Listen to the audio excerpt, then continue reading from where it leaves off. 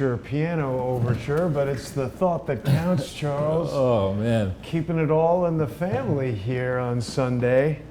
Very impressive. I mean, this is one of, I think, the best art department productions ever. Really? Yeah, it really is. Glad you enjoy it. Thank you. And I don't know the year in which All in the Family came out. I want to say it came out in the early 70s. Yeah. And now looking back all these years, 40 plus years at it, we don't view it as being controversial. Oh, but at the back then, time, oh my yeah. God, it was so controversial. Right. And especially, and people didn't know at the time. I mean, Hillary, in the case of All in the Family, it was Edith, right? Yeah. Was actually a very famous actor who was an acclaimed dramatic actor, but she played this dingbat. With this huge Brooklyn accent. Right. Now, Hillary doesn't need to act to play the dingbat. I mean, I think that's basically what she is. She's the dingbat. Jean Stapleton, was that it? I think you could be right, yeah. Yeah. And then she died, because they had, in the 80s, a revival of the show, and then I remember she died or something happened. But yeah, keeping it all in the crime family, Charles, And so we've got, I know you wanted me to depict the Obamas as the Jeffersons, but it was difficult to convey that, so we just have them here in the family room. Of course, Bill is sporting his trusty cigar. Exactly, and one doesn't want to think about his humidor, but where that's been, right? But always good to have a clever image, get everybody engaged, and sort of lead off the show for the day. Right, and for those who don't remember as much of All in the Family as they need to.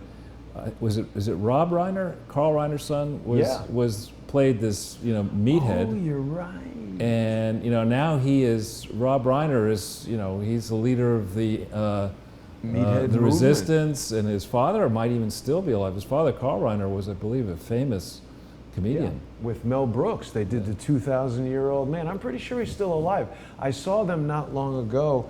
Jerry Seinfeld has a show where he meets up with comedians and they go driving in a classic car for coffee, and he had lunch with Mel Brooks and Carl Reiner. That must have been hilarious. Yeah, so as recently as a year or two ago, he was certainly alive. But here's, Chelsea, and before I riff on her too harshly, I want to say one nice thing about her, which is, and I tweeted this out, I thought it was appropriate and elegant and not what I expected, that Chelsea actually stood up for Kavanaugh's daughters, and I think that is, really an excellent thing that she did. Doesn't get her back entirely in my good graces, but I can't always just be negative, and when somebody does something like that, good on you, Chelsea. Well, she's got the unique position of, unfortunately, everything that happened, she was a little kid at the time, and irrespective of what her father did and was accused of, she was innocent of those crimes and just a kid being subjected to possibly unfair smears in the same way these young daughters of Kavanaugh are. And that's really a disgrace, everything that went on with Brett Kavanaugh in terms of what it means to each of our constitutional rights. I'm very distressed that a senator would put out the false and just flatly incorrect statement that everyone has the right to be believed. By that measure, I should go to the bank and tell them, I had an account with $1 million here. I have the right to be believed. Give me the money. Why billion? Right, exactly. You're slumming it, man. Well, you go in there and say, I had $1 billion. Where's my $1 billion? Exactly. I mean, it's an absurd notion. Yeah, exactly. And on that point, I think that what Dianne Feinstein, who I guess people are now referring to as not Di-Fi, but Chi-Fi. Yeah, that's we should call her Chi-Fi the spy. Yeah. But what she did, if you think about it, she's in her 80s, second marriage, got kids. Mascara all over the place. Well, but just to deal with the fact that she's, an aged woman, and trying to pretend she's standing up for women's rights. And the facts, as I understand them, are that Dr. Ford, through a California congressman, somehow got some sort of message to Dianne Feinstein.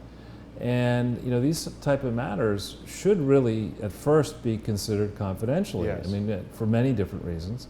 And Chi-Fi made the affirmative decision to go ahead and not trigger the confidential process, which could have allowed all of these avenues that people wanted to run down to be run down thoroughly. She decided not to do that. She decided not to bring any of this stuff up when she met privately with Kavanaugh. She could have called him on the carpet, in the interview session. Remember, most Democrats didn't talk to Kavanaugh, but she did. So she didn't call him on the carpet. Then she didn't bring it up in the hearing. She waited until the substantive analysis, in quotes, was over. And then she, outed this person. And, I think in the end what's going to happen here is that the lawyers, Ford's lawyers, are going to be shredded. They should be disbarred. Yeah. And if it is proven true that, that Ford's allegations are spurious, and perhaps knowingly so, the damage that Chi-Fi Spy has done to the valid aspirations of sexual assault victims, be they men or women, be they straight or gay, the damage that she has done in her role as the ranking member of the Justice Department. Now, let's remember as well what these people were doing. They weren't trying to... Judiciary Committee. Judiciary Committee. These people were not trying to confirm the ambassador to Togo. I've been to Togo, it's an interesting place, but they were trying to get, the ninth Supreme Court justice. They were trying to decide if that person, the Senate should give its advice and consent to President Trump's appointment of Brett Kavanaugh. So they, in theory, they're trying to argue that on the Judiciary Committee that they have a high stature, right? And they behave in this way, trammeling the law, setting a horrible example, horrible sets of precedents, poisoning the debate and this Senate club in the way they did, and doing immense damage. Because unfortunately, I think it was Mark Twain who said it, maybe others said it earlier, that a lie will travel halfway around the world before the truth has a chance to catch up. And so before the truth gets its shoes on, gets its shoes on, or whatever. Okay. Yeah. So the point is that there are a lot of people out there who are prepared to believe the worst of any conservative, any white man. Do those people have the right to be believed, Charles? They do not. They are prepared to be believed. And indeed, the process of learning, I think, is, we were talking about this before we went on air, the process of learning is to be circumspect, to greet each new revelation as something that should be tested and thought through carefully, search for corroborating evidence. Don't just because I say it, doesn't mean it's true. Check what I say. I'd encourage it. If I've made a mistake, I want to know about it. That's how I learn. But the notion that any Nimrod has I'm not calling Ford a Nimrod, but anybody walking down the street, I mean, you haven't spent a lot of time in, let's say, the Greenwich Village if you really want to believe that, because there are a number of straight up crazy people who walk down the street. I can think of one who's actually not too far away from your apartment. He lives on the street. And seriously, he's a reasonably well-dressed guy with this big beard, and he wanders around with suitcases, and he's generally quiet. But then every once in a while, he just starts yelling like a maniac. He'll do it. He'll sit down in a Starbucks and start yelling at the top of his lungs. We have a right to believe him. I just think this whole notion of everyone has the right to be believed is extremely dangerous. I mean, we've spoken quite a bit about Dr. Ford's lawyer, this guy Michael Bromwich.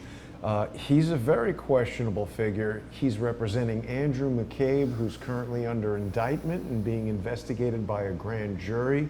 This guy Bromwich himself was an inspector general at the Department of Justice.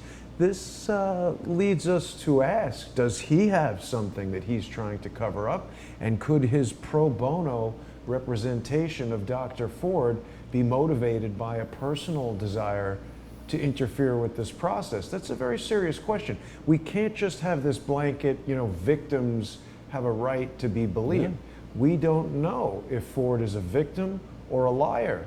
And when we look at her evidence and facts, well, it's a 36-year-old recollection from someone who tells us at the time, she was 15, she says she had one beer.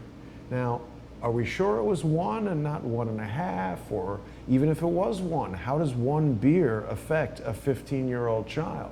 Seems like she could be pretty substantially impaired from that. She has difficulty recollecting the details. None of the people who she says were there have any recollection. Right. And we can't just say, oh, well, this is why no victim wants to come forward. We need to support actual victims and let them know that their process will be handled fairly and taken seriously.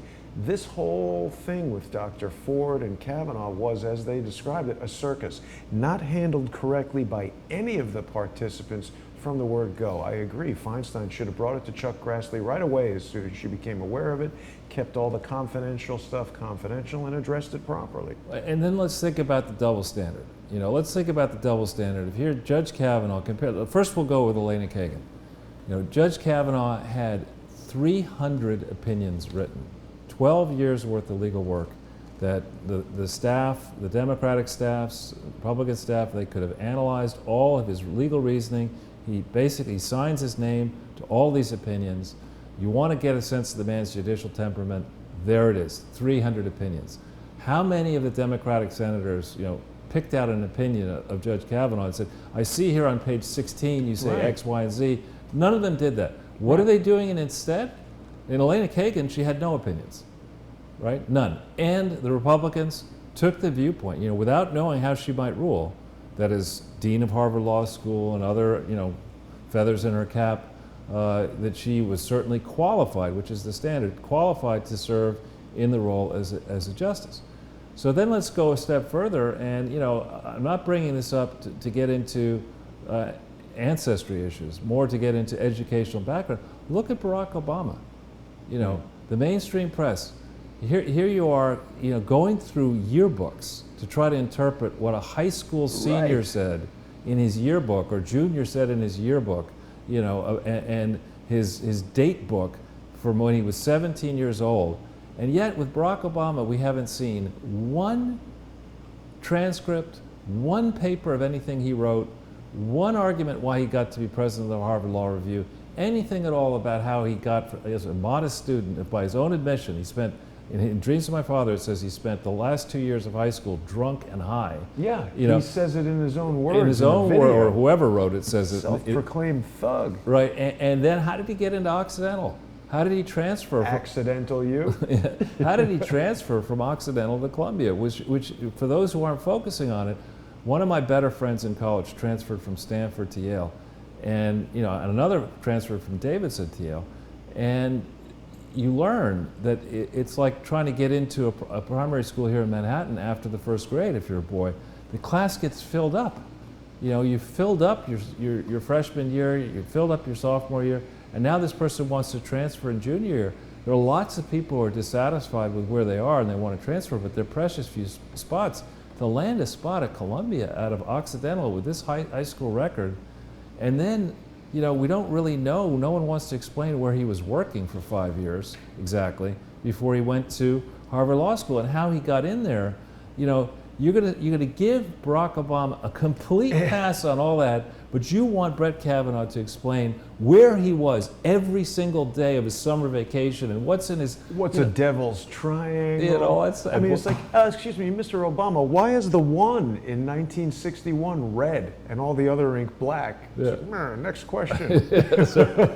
So it's just the double standard, and I think, you know, when the punditry, when, you know, the genius Professor Gruber and all those people, you know, on CNBC and MSNBC, they're all, you know, shocked that suddenly the blue wave is turning into a red wave. And, you know, I think it's because while there are many dumb people in America, the average American is not as stupid as, you know, Jake Tapper and Rachel Maddow and others would have you believe. I mean, Oh, they I look... thought you were going to say not as stupid as Jake Tapper and Rachel Maddow. That's a high bar for stupidity, Charles. Well, no, I mean, Rachel Maddow was a rogue scholar. I mean, Jake Tapper I have met, and he is dumb, I think. He's based fundamentally dumb. And I'm sorry, Jake, you're dumb. But, you know, this whole issue of a double standard being clearly exposed registers. Yeah. And also this idea that, you know, you should vote because you're a woman, you vote for automatically for another woman, no matter how crooked and corrupt and incompetent Hillary Clinton is. I mean, it's ridiculous. You know, you don't vote for Bonnie because you're a woman. I mean, Bonnie got killed in that shootout in the end. I mean, but there are plenty of female criminals. Hillary Clinton seems to be one of the most Popular. obvious unprosecuted criminals in history. And, you know, it's just this recent week, this recent month has been a very bad month for Democrats and for this Clinton and Obama crime family. I mean, again, I come back to evidence. When they do something like what they did, withhold this documentation and then release it and make a big show on the news and bring this witness out, this victim, whatever she is to be qualified as, it just degrades the whole process. And I cannot help but ask the people who would believe the victim, why do they not believe our mutual friend Juanita Broderick, who hasn't changed her story in 30 years, remembers every detail of where it happened, when it happened, the surrounding circumstances, told her friend immediately after it happened, the friend observed her broken lip and blood, and this is all very credible, tangible testimony and evidence, but yet she's been ignored for 30 years.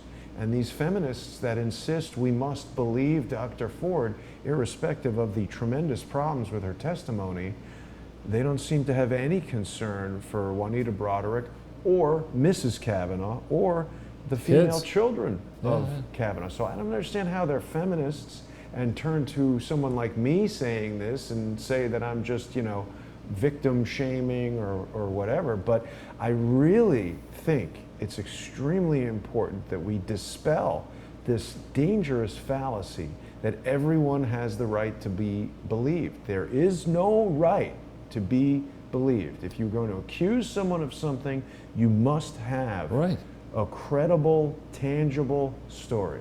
That's Jonathan Turley, the noted, I think, George Washington Law School professor, was making just that case, I think earlier today, that there's an ancient, before the Declaration of Independence, before the Constitution, there are many examples of abuses of the system. I mean, the Star Chamber, the Inquisition, you used to have to testify first, and then they would decide what to charge you with. I mean, you know, come on.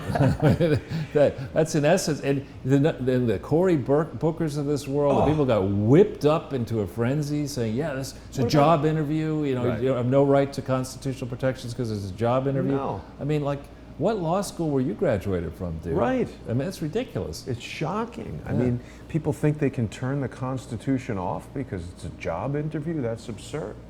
So going back, though, to this magnificent piece of art, I know you're so modest you don't want to talk about it, but one facet that we will be drilling down into great detail, and this is a message to Eric Hansen at BKD and the Board of Governors of the American Institute of Certified Public Accountants. This man over here, Mark Mezvinsky, is Chelsea's husband, who got involved with a hedge fund, raising a hedge fund, in which Bill Clinton and donors to the Clinton Foundation got involved, seeding Mark Mezvinsky's hedge fund, which has to be, you know, he should have called it a charity because then you would have gotten an operating tax deduction as opposed to a capital loss. But, you know, that whole exercise of using Bill Clinton's foundation connections and Hillary Clinton's foundation connections and the fact that she was a Secretary of State with knowledge about market-moving international things. And policy and whatnot. This idea that a hedge fund, Eagle Vale, would have been created around all this is a very serious problem. It's called illegal private gain, it's called inurement. He is definitely an insider because Chelsea was very much a significant player in the Clinton Foundation. And the analysis, Mr. Olson, that you and your BKD people failed to do in considering, in stress testing, in your, because there's no disclosures about it, stress testing the Clintons to ask what sort of financial benefits were derived by family members, by insiders, studying this Eagle Vale thing, going over the Simpson-Thatcher trail. We know from the Podesta WikiLeaks that there's bills in there from Simpson-Thatcher that show that Simpson-Thatcher attorneys late in 2011 were meeting with Mark Mezvinsky for Wow. hours and hours and Whoa. hours. Why would they be doing that if not to examine potential conflicts of interest arising from this hedge fund, and also arising from the fact that Mark Mezvinsky's business partner in the hedge fund is now somebody, his wife is somebody who runs the investment advisory firm that manages the illegally raised Clinton Foundation endowment. So this is a whole can of worms that you at BKD did not study. BKD, shame on you for not going back through the donations to see the $1 million contribution to the endowment by a charity called Wedge, based in Houston, Texas, that gave multiple donations for a permanent endowment aggregating $1 million by 2007 or 8. This came from the former Deputy Prime Minister of Lebanon. No Wow. issues there. I mean, Lebanon is a boycott country, which is any transactions involving a boycotting country need to be reported on Form F, Part 4, Questions 5. Wow. We don't get into 6. We don't get into that today because it's a little bit too minutiae. But Mark Mezvinsky and the ways in which Chelsea and he benefited from the illegal private gains that Bill Clinton and Hillary Clinton and Bruce Lindsay and the other people associated with this Clinton Foundation is a subject that you are woefully deficient in at BKD.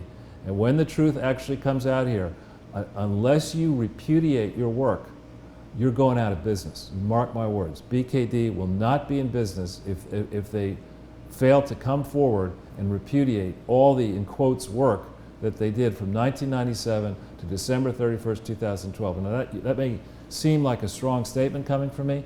I got the backup in here. That's what this presentation is going to be all about. So if I understand you correctly, Mark Mezvinsky was the chairman of the Ways in Which Committee, the ways in which he inured his family members. Right. It's staggering, Charles. I mean, I'm sure the audience appreciates, like, I always feel like, okay, Charles has got to be through this. We're going to be just going over the same stuff. But then every week you pull out not just like some little thing, if this was all that happened, all of them should go to jail for like 30 years. And each show has maybe a dozen of those points in it.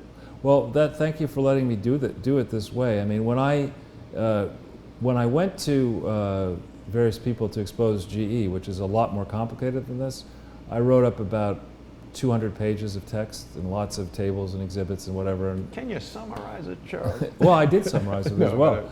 But the point is that with GE, it's a little bit more straightforward, even though it's much more complicated, in that there's a standard way in which companies report, and everybody's familiar with it, and the Wall Street Journal understands it. You don't have to teach people about charities.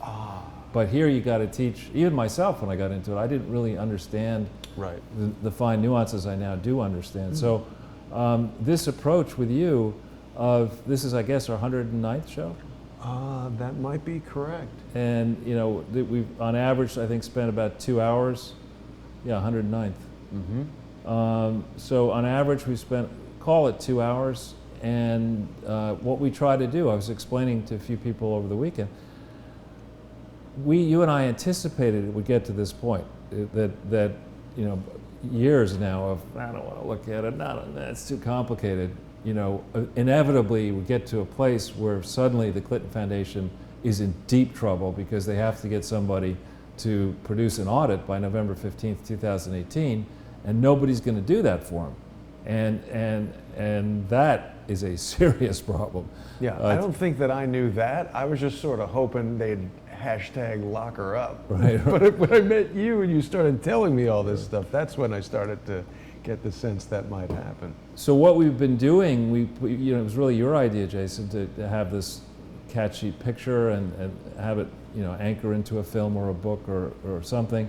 And what we've been doing week after week, sometimes twice, even 3 times a week, is we've been taking this perspective and that perspective and another perspective and look over here and look over there, so that the investigators around the world, you know, when they go down the rabbit hole of just checking any one of these, they'll say, wait a minute, this guy is actually, it's not a question of more wrong than right, he's 100% right. Right. And what the hell? You know, why aren't we doing anything about this? Yeah. And so we're not talking about here, you know, for those of you who are get impatient, we're not talking about disciplining this fact that there's a little flea over there in the corner of the apartment. I mean, we're talking about the largest set of unprosecuted frauds, criminal frauds, ever attempted by, mainly by former presidents and former world leaders acting in concert to sell unregulated globalism to the unwashed public is a good idea. Yeah. And meanwhile, all these people, they're not living in wherever this was, Queens, or they're living in mansions, multiple mansions. How many do the Obamas have now, having contributed nothing to the private sector, if not retarding the private sector during their entire careers? How about the Clintons? How do you justify having, now 2 mansions connected in Chappaqua because they figure that they needed extra space for, the ne'er-do-well son-in-law and the growing family and Chelsea? You got to have 2 mansions connected there, protected by the Secret Service. Another one in Washington, D.C. That's not contributing to global warming at all. All this private jet flying, that's not global warming. So this is going down. This is finally going down. And this is an historic day, October 7th, and a great poster, Jason. And why is today historic, Charles? Because we are very close. We have a story that we're going to talk about that came out in the Wall Street Journal. Oh, yes. People are getting the message. People are understanding that this is a serious thing, that the attempt to sell the Russian delusion as a distraction to dethrone Trump and maybe impeach Trump and change. Same with Ford's testimony. Right. And actually, this is one thing that I wanted to add along the lines of, evidence. That whole entire situation with Dr. Ford, I believe, was concocted. Yeah, I agree with you. To play on people's emotions, because the conversation has not been primarily about our constitutional rights and the laws related to accusing someone and the rights of the accuser, the accused, etc. It's all been an investigation in absence of evidence, and yet here you are for several years with tons of prima facie evidence, not stuff that you wrote or made up or observed or hypothesized about, government filings, their own paperwork from their own foundation, factual evaluation of evidence that's totally ignored by the same people who want to prosecute Kavanaugh, and he's a rapist. I've seen people, according to the protesters, they're running around saying you're putting a rapist into the Supreme Court. That's conviction in the court of public opinion. Well, Bill Clinton's going to be on the Supreme Court? Right, exactly. Yeah, it's mind-boggling, Charles. So one other quick point. In the original sitcom, the Jeffersons were either next-door neighbors or they were... They were added a few seasons in, I think. Yeah. But and then they spun off to their own show. Yeah. And the son was in it, I think. The Lamont was in yeah, it I think you're before. right. Yeah. But anyway, this is a classic, and I hope it gets turned into whatever you turn it in: posters, bed sheets, mugs, whatever. So maybe we should go into the presentation. Indeed. So we're going to explain in more detail that the foundations, even much smaller than the Clinton Foundation, need to get an independent, competent accounting firm to not just sort of take a fly over the papers of the foundation. They really have to check all aspects of the financial statements that for the current year and the preceding year, and that's what's called an audit. Yeah. In addition, best practice is to have a separate accounting firm fill out the tax return. The reason for that is that if you have one firm do both of those things, that one firm can be persuaded to sort of ignore problems, but if you have separate firms, right, one on the line for the tax return where you sign it as an accounting firm under penalties of perjury, you could lose your firm if you're involved, as these people have been involved, in my opinion, at BKD. They've been sponsoring this fraud. Wow. I mean, by their refusal to stand up and be counted and to disavow the horrific work done from, in theory, 97, maybe 98, through the years through December 31st, 2012. They have made multiple decisions. Eric Hansen, you're a bad dude. lots of decisions here to leave your name connected in filings that first go across state lines using the mail. Each cross state lines using the mail, felony, deceptive materials into the IRS offices. Typically those are out in Utah. But beyond that, Mr. Hansen, unfortunately for you, these IRS returns with your endorsement, BKD's endorsement, and the signature of multiple different professionals have gone to almost every state in the union, many foreign countries, and people who don't know better say, well, okay, BKD said this was all right, I guess it's okay. And so you're talking here about a federal, state, and foreign criminal conspiracy to defraud taxpayers, and BKD, it's not like they swanned in here and said, yeah, I think I'll do this for a week. They took the assignment, the BKD's name, or at least accountants connected to BKD, signed the '98 tax return. Of course, the Clinton Foundation likes to hide that on their main site, but we got the actual tax return from New York State and California and elsewhere. You see the signature of a Baird Kurtz Dobson, which is a predecessor firm, person on that '98 fraudulent tax return. There's something, Charles, about the whole aspect of Eric Hansen being also the chairman of the American, what is it, the International Association of... American Institute for Certified Public Accountants. He's also the International Institute for Certified Public Accountants. Right. And to me, that seems very much like a Clintonian way to control the guy who's in charge of the whole operation, so there's no pesky chairman of the accounting association coming and checking out your stuff. Well, go to the one with the frame in it, if you would. Which one? There was one that had a picture of BKD people in a frame. Oh, this is just advancing. Oh, there you go. There you go. Everyone needs to trust. How are we going to frame your financial statements? In other words, you say you're a charity. Okay, all right, we'll say you're a charity. Why? We're not going to check it. We're not going to check to see whether this entity was legally organized, lawfully operated in each legal jurisdiction where it has solicited or provided. We're not going to check any of that. We're just going to frame your financial statements. Look at our red hats. They're great. Now, Charles, I don't know if I told you this, but I actually called Eric Hansen on Friday. Oh, you did? Yeah. Are you buds now? Well, they put me right through to his office, but he didn't answer the phone. Maybe he's busy or hanging out with that tiger. I don't know. What was the tiger's name? Tony the Tiger or whatever? Oh, That's the cereal tiger. Oh, this right, was like Typhus Tiger or something like that. Typhoid Mary Tiger. Yeah, something like that. Anyway, if we go back to the slide page, yes. There's this hard deadline, November 15th, 2018, and the deadline isn't November 15th, 2018. It's not like you can say, well, I'll get around, I'll fill it out that day, the way I Christmas shop on the 24th. But you can't do that with something this complicated where you got this much work. Yeah. Price Waterhouse has relied on BKD work. Cohn Resnick has relied on the two more recent accounting firms that took up after BKD flubbed all the accounts. So you can't just leave it to the last minute and say, well, okay, maybe you've got a new IRS chief, you've got a Supreme Court that now has a 5-4 conservative majority.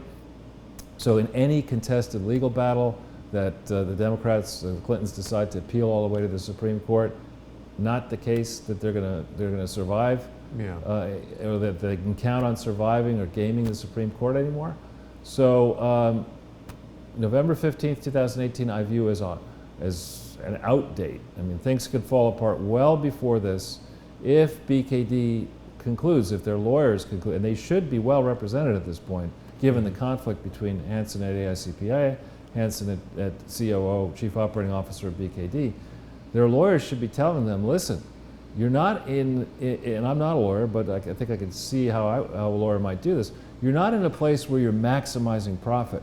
You're in a place where you're minimizing loss and also trying to protect the integrity of BKD, which after all is the product of acquiring a lot of these small accounting firms around the country to create the 12th or 13th largest one. Right. Every one of those acquisitions, BKD is typically selling a security to the firm, is saying, take this note, you'll get paid out in a period of time.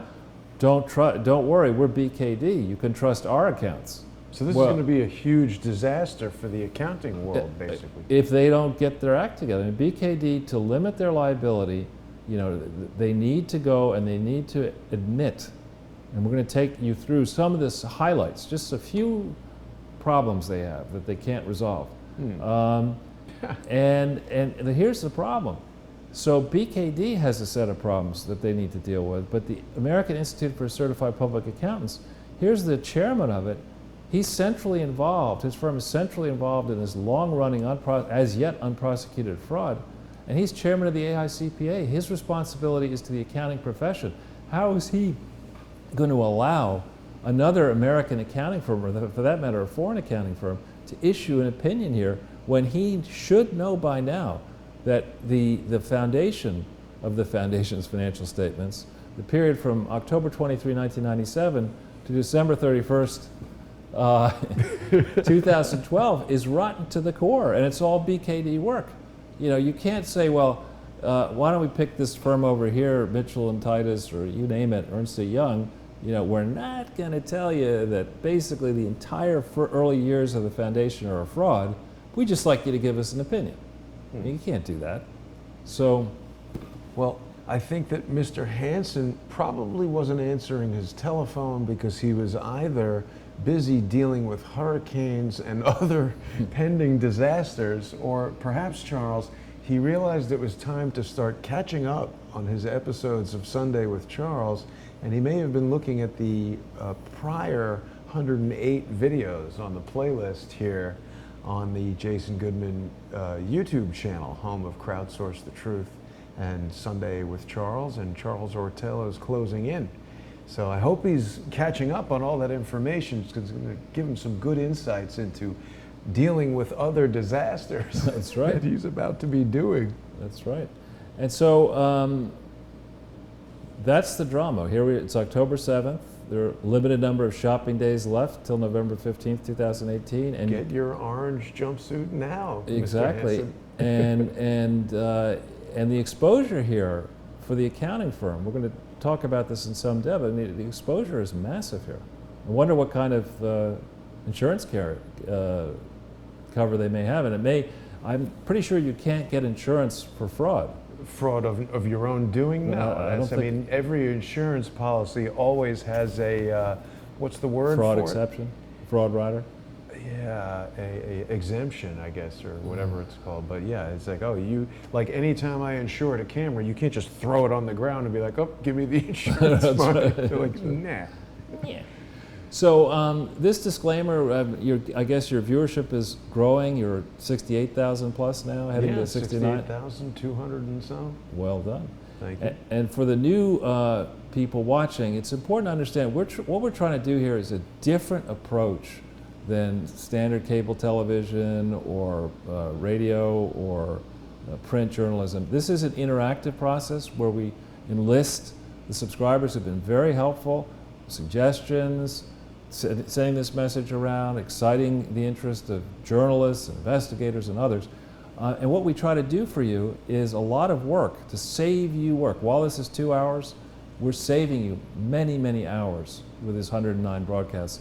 And so what we do is we provide links to the source material so that you can see how we arrive at the observations that we arrive.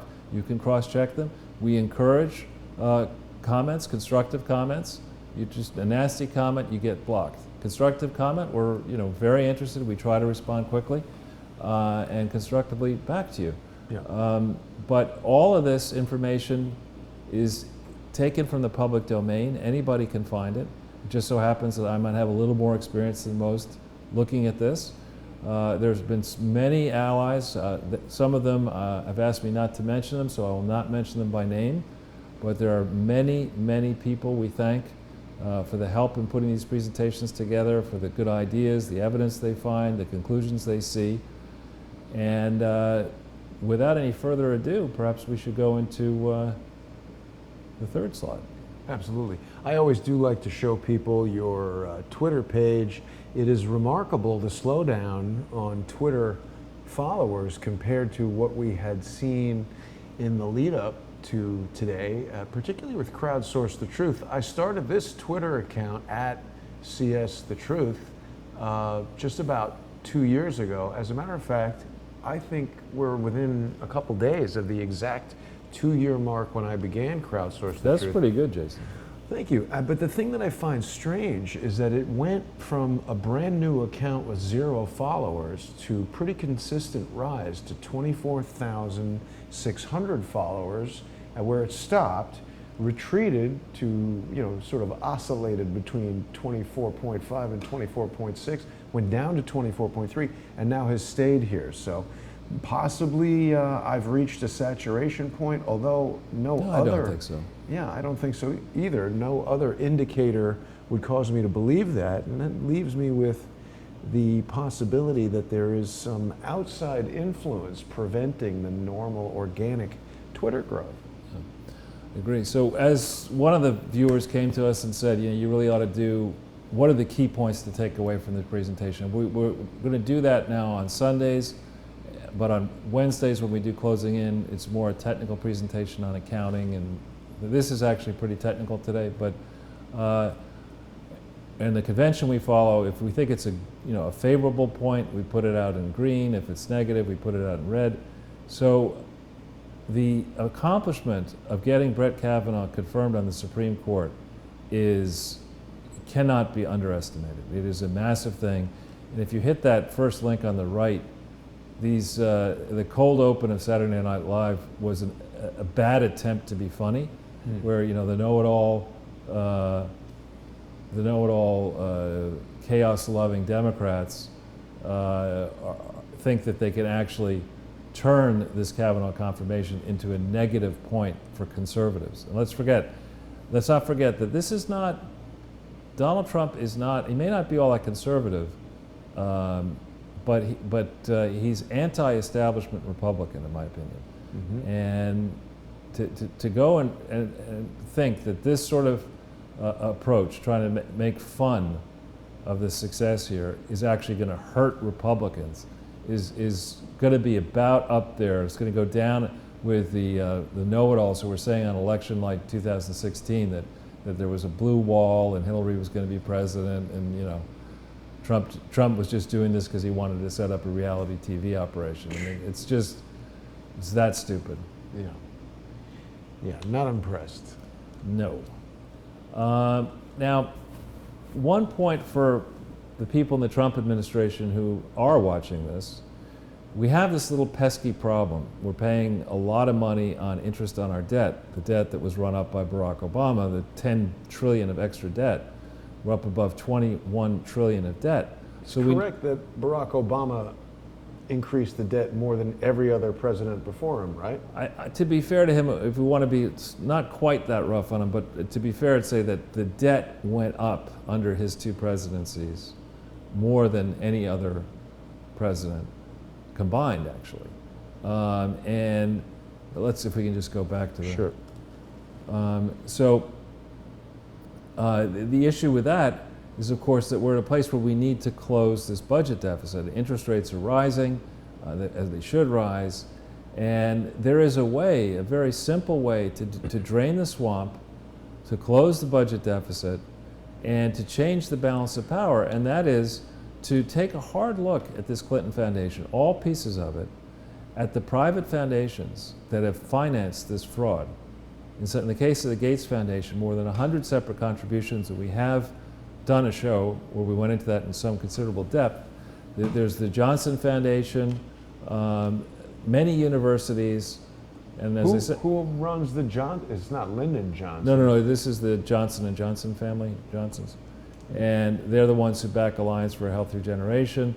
Rockefellers, many people who run these private foundations have made illegal contributions to the Clinton Foundation, which are called taxable expenditures. And if you hit that IRS thing,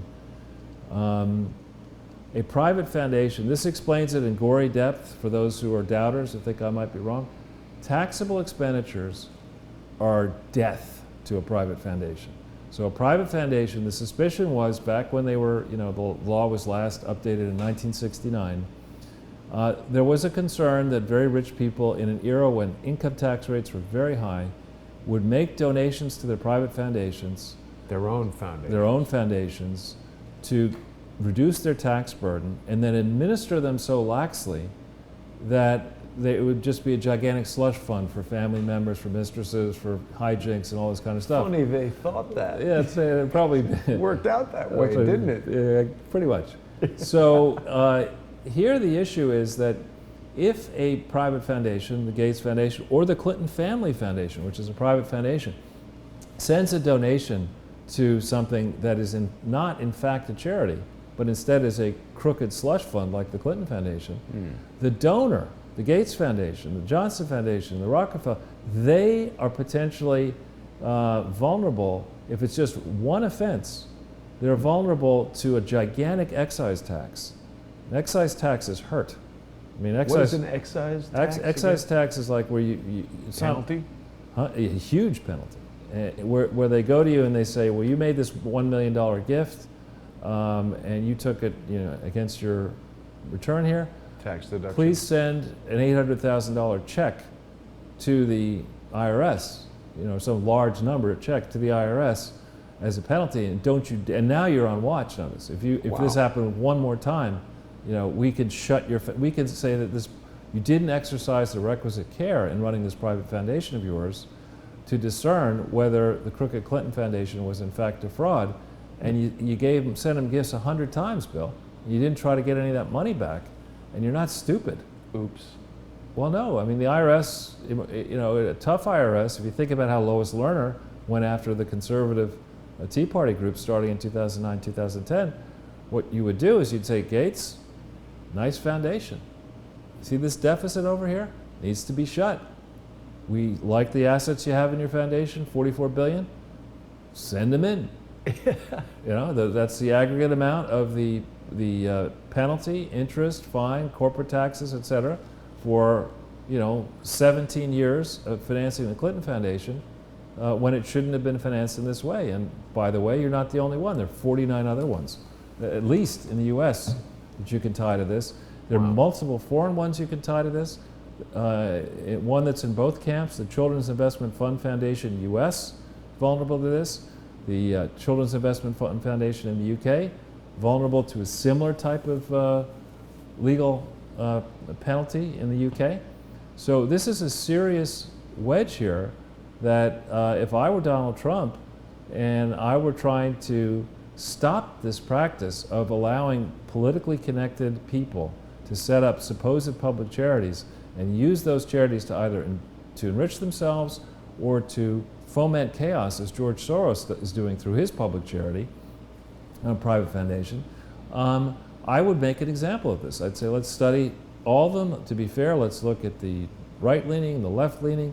Let's pick the big ones, big universities, other people who have these gigantic and expensive tax exemptions as far as the federal government's concerned. Let's take a look at this. Let's look at their paperwork. Let's give these organizations, a good way to do this to get it done quickly would be to say, all right, we're going to give you 1 year, now through December 31st, 2019. You have 1 year potential amnesty to come forward and review your books and fess up to any problems. If you fess up by December 31st, 2019, just pick a date, we'll allow your foundation to stay in business. But if you fail to do that, right, and we discover more than one taxable expenditure, we are going to put you out of business. We're going to relentlessly go after you. We're going to go after the trustees. We're going to go after the accounting firms. We're going to get everybody involved in this. And that would help clean up the swamp rapidly. Wow. So if we go back Hopefully to the... they'll do that. And by my estimate, I think you could probably find in a 1 year total payment, you might get 250 billion, which is... Billion? Billion, yeah. And what's the national debt? It's trillions. Right, but call it a quarter. It's a 250 quarter. billion is... It's a quarter. It's good money if you can get it, Charles. Yes. So another place to focus is this supposed Clinton Global Initiative. We're going to take you through just how transparently obvious that was as a fraud. But if you hit the first link there on the right, This? yeah, This is something that the IRS could do, the Justice Department could do. I mean, thank you to the Clinton Global Initiative for putting this together. You go down the page a little bit, and a little bit further, and there's a section where you can search all commitments to action. And if you hit that, you could just put in Digicel, for example. Oh, Miles O'Brien. Yeah.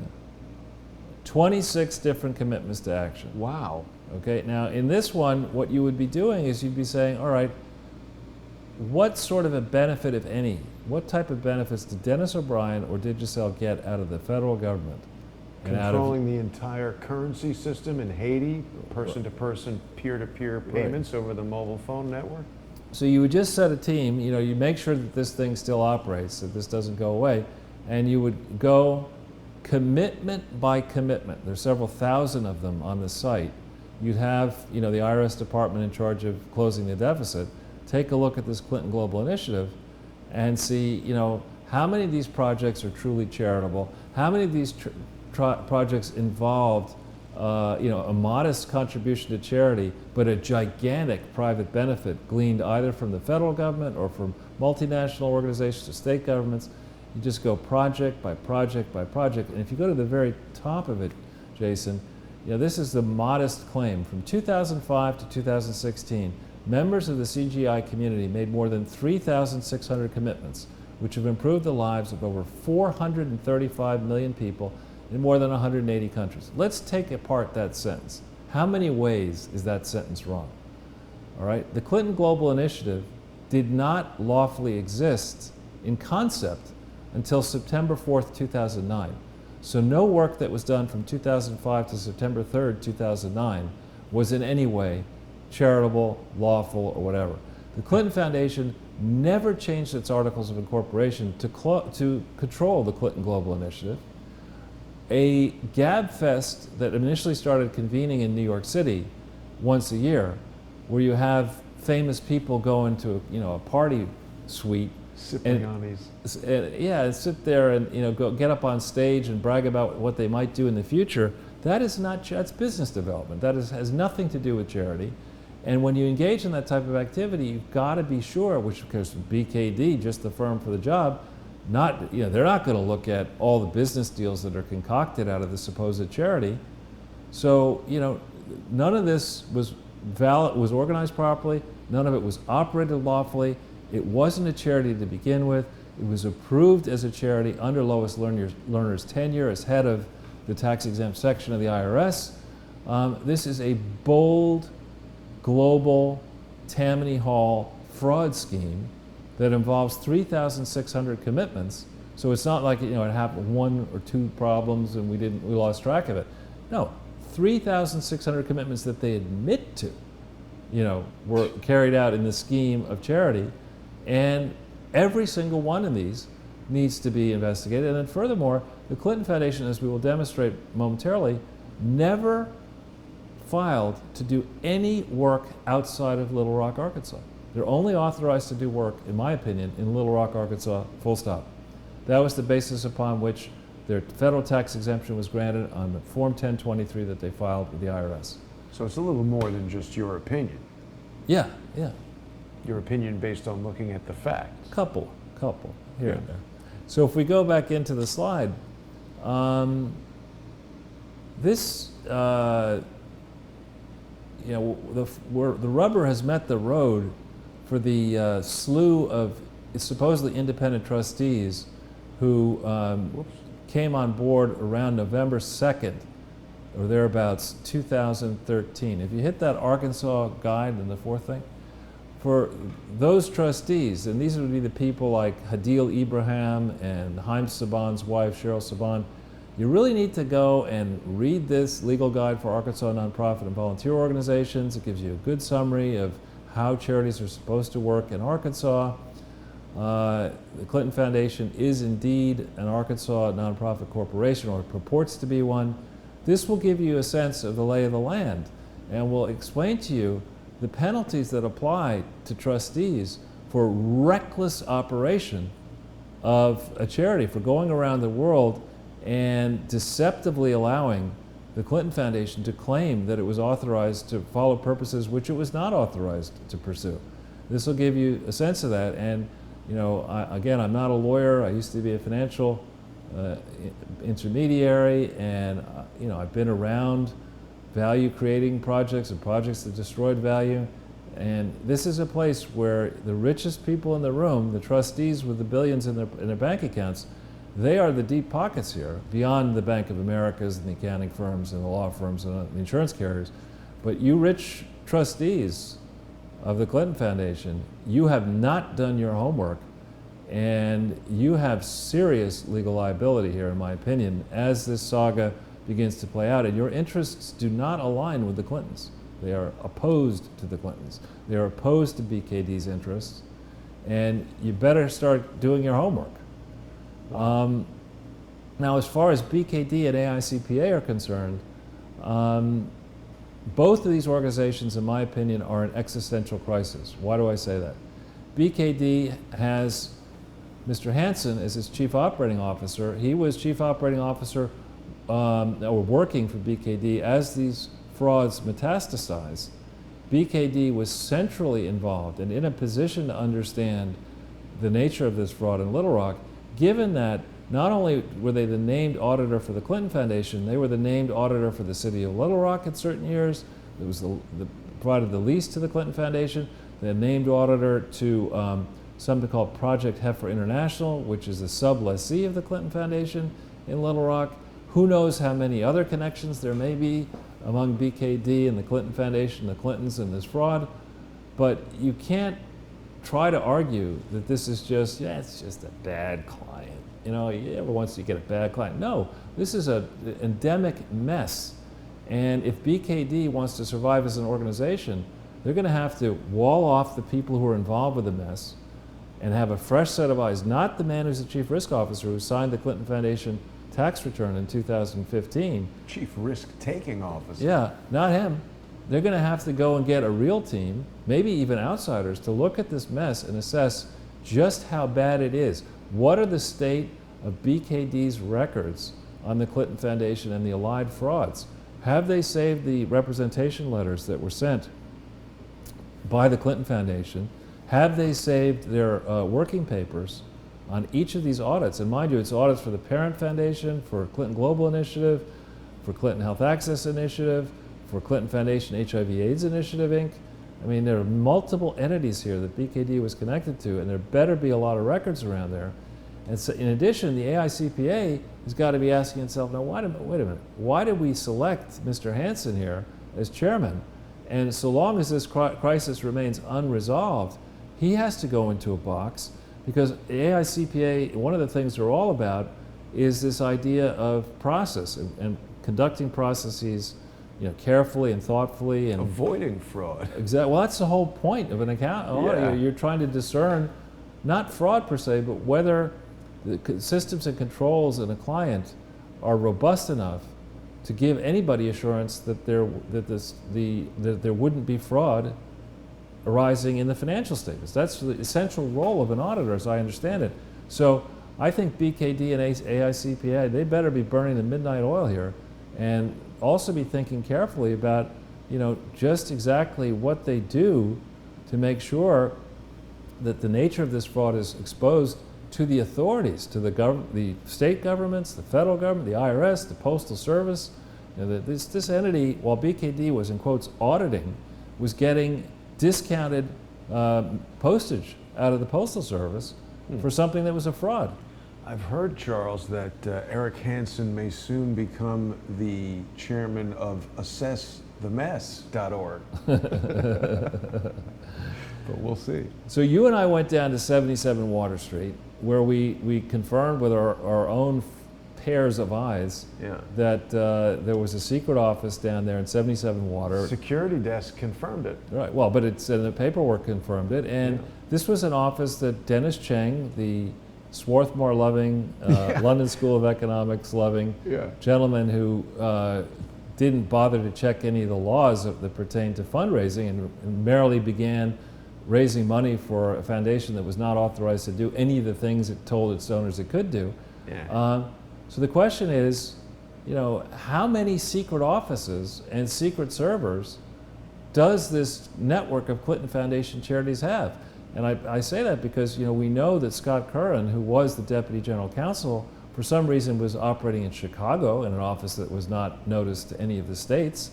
We know that there were multiple New York State offices that were not noticed to New York State, and on and on and on. And if you hit that blue link there, this is just one example. This New York Attorney General, who takes alleged Trump Foundation $20 million potential problems very seriously. This is the site that tells you all about the various laws. If you hit this one here, statutes and regulations, I mean, there's some laws on the books here. And if you hit the middle one, the regulations, I mean, it's kind of long, 36 pages of regulations of stuff you're supposed to do. Did the Clinton Foundation do any of it? Nah, no, why do that? And so one of the things the Clinton Foundation has to do in New York, the New York State defines very carefully what an audit is. They don't just say a BKD person is going to tell you they got an audit. No, it has to be an audit that's fully compliant with all AICPA pronouncements. So, and if you have a registrant, which the Clinton Foundation is a registrant under New York law, that has a material adverse change, like it's accounting for maybe about to pull all of the basis for its audit from 97 to 2012, that's a material adverse fact that has to be disclosed to the public promptly. And other states have similar approaches. California is strict, Massachusetts is strict. Each state varies. Yeah. Or even Arkansas is pretty strict. So apparently not. We have had a system where we saw it in the double standard in which Kavanaugh was nearly not confirmed. We have a system where in the states that are principally the most troubled states financially, these are the states that have Democratic leadership in the main. Those are states where if you're a friend of the Democratic governor or the Attorney General, you get off. But if you're an enemy, you get targeted. Yeah. And so here in New York State, we have a gigantic fiscal crisis. Same in Connecticut, same in Massachusetts, same in Illinois, same in California, all these states that should be regulating this Clinton Foundation. Remember, when you do a foundation in the United States of America, it's not that you just automatically get state tax exemption. You have to get federal tax exemption first, and then you go to a state that offers it, and you have to fill out its paperwork. I don't believe the Clinton Foundation has lawfully filled out paperwork in its home state of Arkansas. Wow. I haven't seen that paperwork yet. I would be amazed if they actually disclosed the defects in their record. And just probably thinking that the swamp in Arkansas would cover this off. So, Arkansas.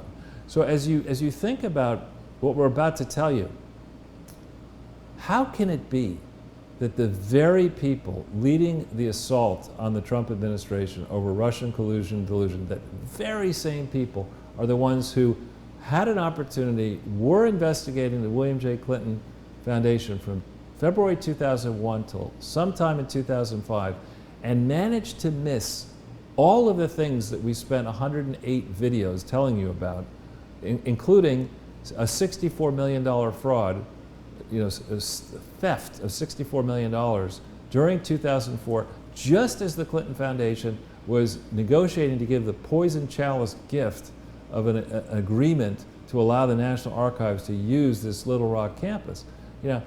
How are the very same people who missed all these problems the ones now leading the charge, with the exception of dopey James Comey, who should be, Perhaps Mueller. They were busy having cocktails. I guess so. Yeah. And then another question, which instead of getting into what does Renate mean and what does Devil's Triangle mean as entries in his yearbook, how come nobody in the mainstream, I'm going to give you a question to ask, Jake. I know you won't ask this question. How come nobody in the mainstream press is asking the obvious question?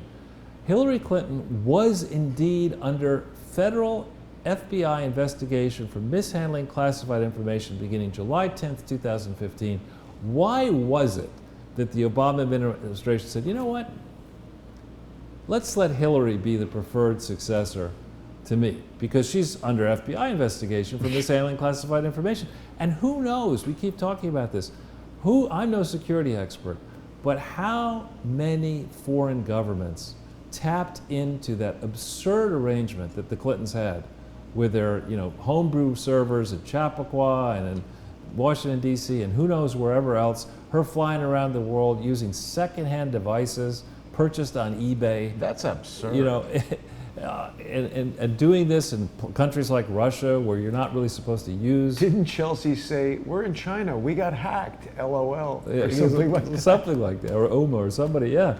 It just boggles the mind that nobody in the Obama administration would say, not such a great pick, And if you bring up this now known fact that Hillary was under FBI investigation, the Trump derangement sufferers will say, well, so what? So is Trump. But there's a ton of evidence that led to Hillary's FBI investigation versus the fake investigation. Well, and if you go back into the slide, speaking of evidence, there are now 25 dumps. We've shown the 3 for the William J. Clinton Foundation before, but at the bottom vault there's 26. Wow. 26 dumps. Growing rapidly. Yeah, and for the skeptics here, this goes in gory detail. Many more pages have still been redacted than have been sent out. There's probably over 11,000 pages.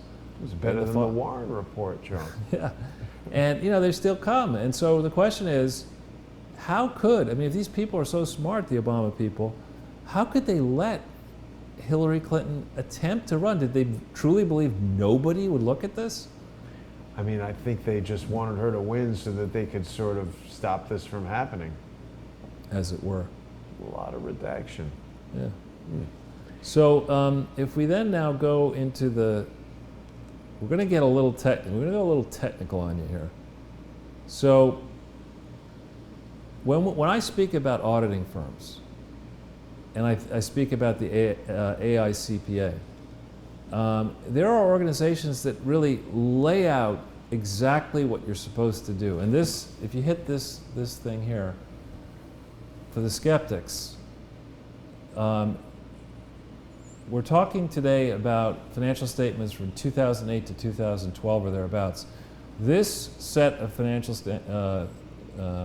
pronouncements was in force. It went into force June 1993, and it was certainly in force during the entire early life of the Clinton Foundation, when the beginnings of the fraud escalated and went across our borders internationally. Certainly there.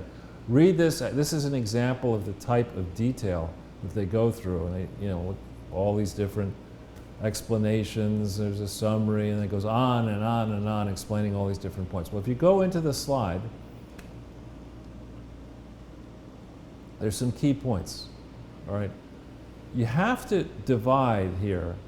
We've talked about this in the past. Keep it simple. There are 3 types of accounting statements. There's one that's like a tally of how much you're worth on a given date. That's called a statement of financial position, right? And unlike a corporation, a foundation has to do such a tally telling you how much of your net assets are unencumbered, can be used for any purpose.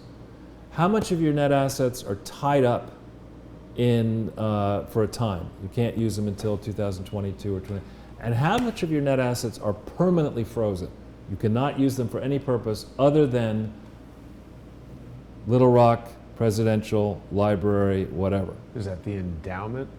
Well, that would also be the endowment. But I would argue that the bulk of the Clinton Foundation's net assets should have been classified as permanently restricted, because on November 18th, 2004, the Clinton Foundation signed an agreement with the National Archives and Records Administration saying that they would do just that this foundation would perpetually be a public charity devoted to its authorized purposes, which were only to be a presidential archive and research center and only to be operated in Little Rock.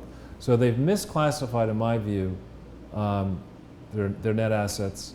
And note as well that we're talking here about financial statements for a not-for-profit organization. We're not talking about financial statements for Jason Goodman and Charles Ortel in their free time. We're not talking about financial statements for a partnership. It has to be an organization. And an organization has to be a corporation, an association, or trust. It cannot be a formless aggregation of people pretending that they're initiatives and this and that. No, it has to be a real corporation, which means corporation has to be registered. It has to have boards of directors. They must meet. They must comply with all state, federal, and foreign laws and regulations. So then when you think about the second type of financial report, that second type is what you're accustomed to in business hearing about, an income statement. For a charity, it's called a statement of activities, right? Because you're not trying to make profit in a charity, it's just a statement of your activities. Well, the most important portion of a charity's activities are what? They're program services. These are the activities that fulfill the purposes or mission for which the organization exists. Okay, these services are the major purpose for and the major output of the organization, and often relate to several major programs.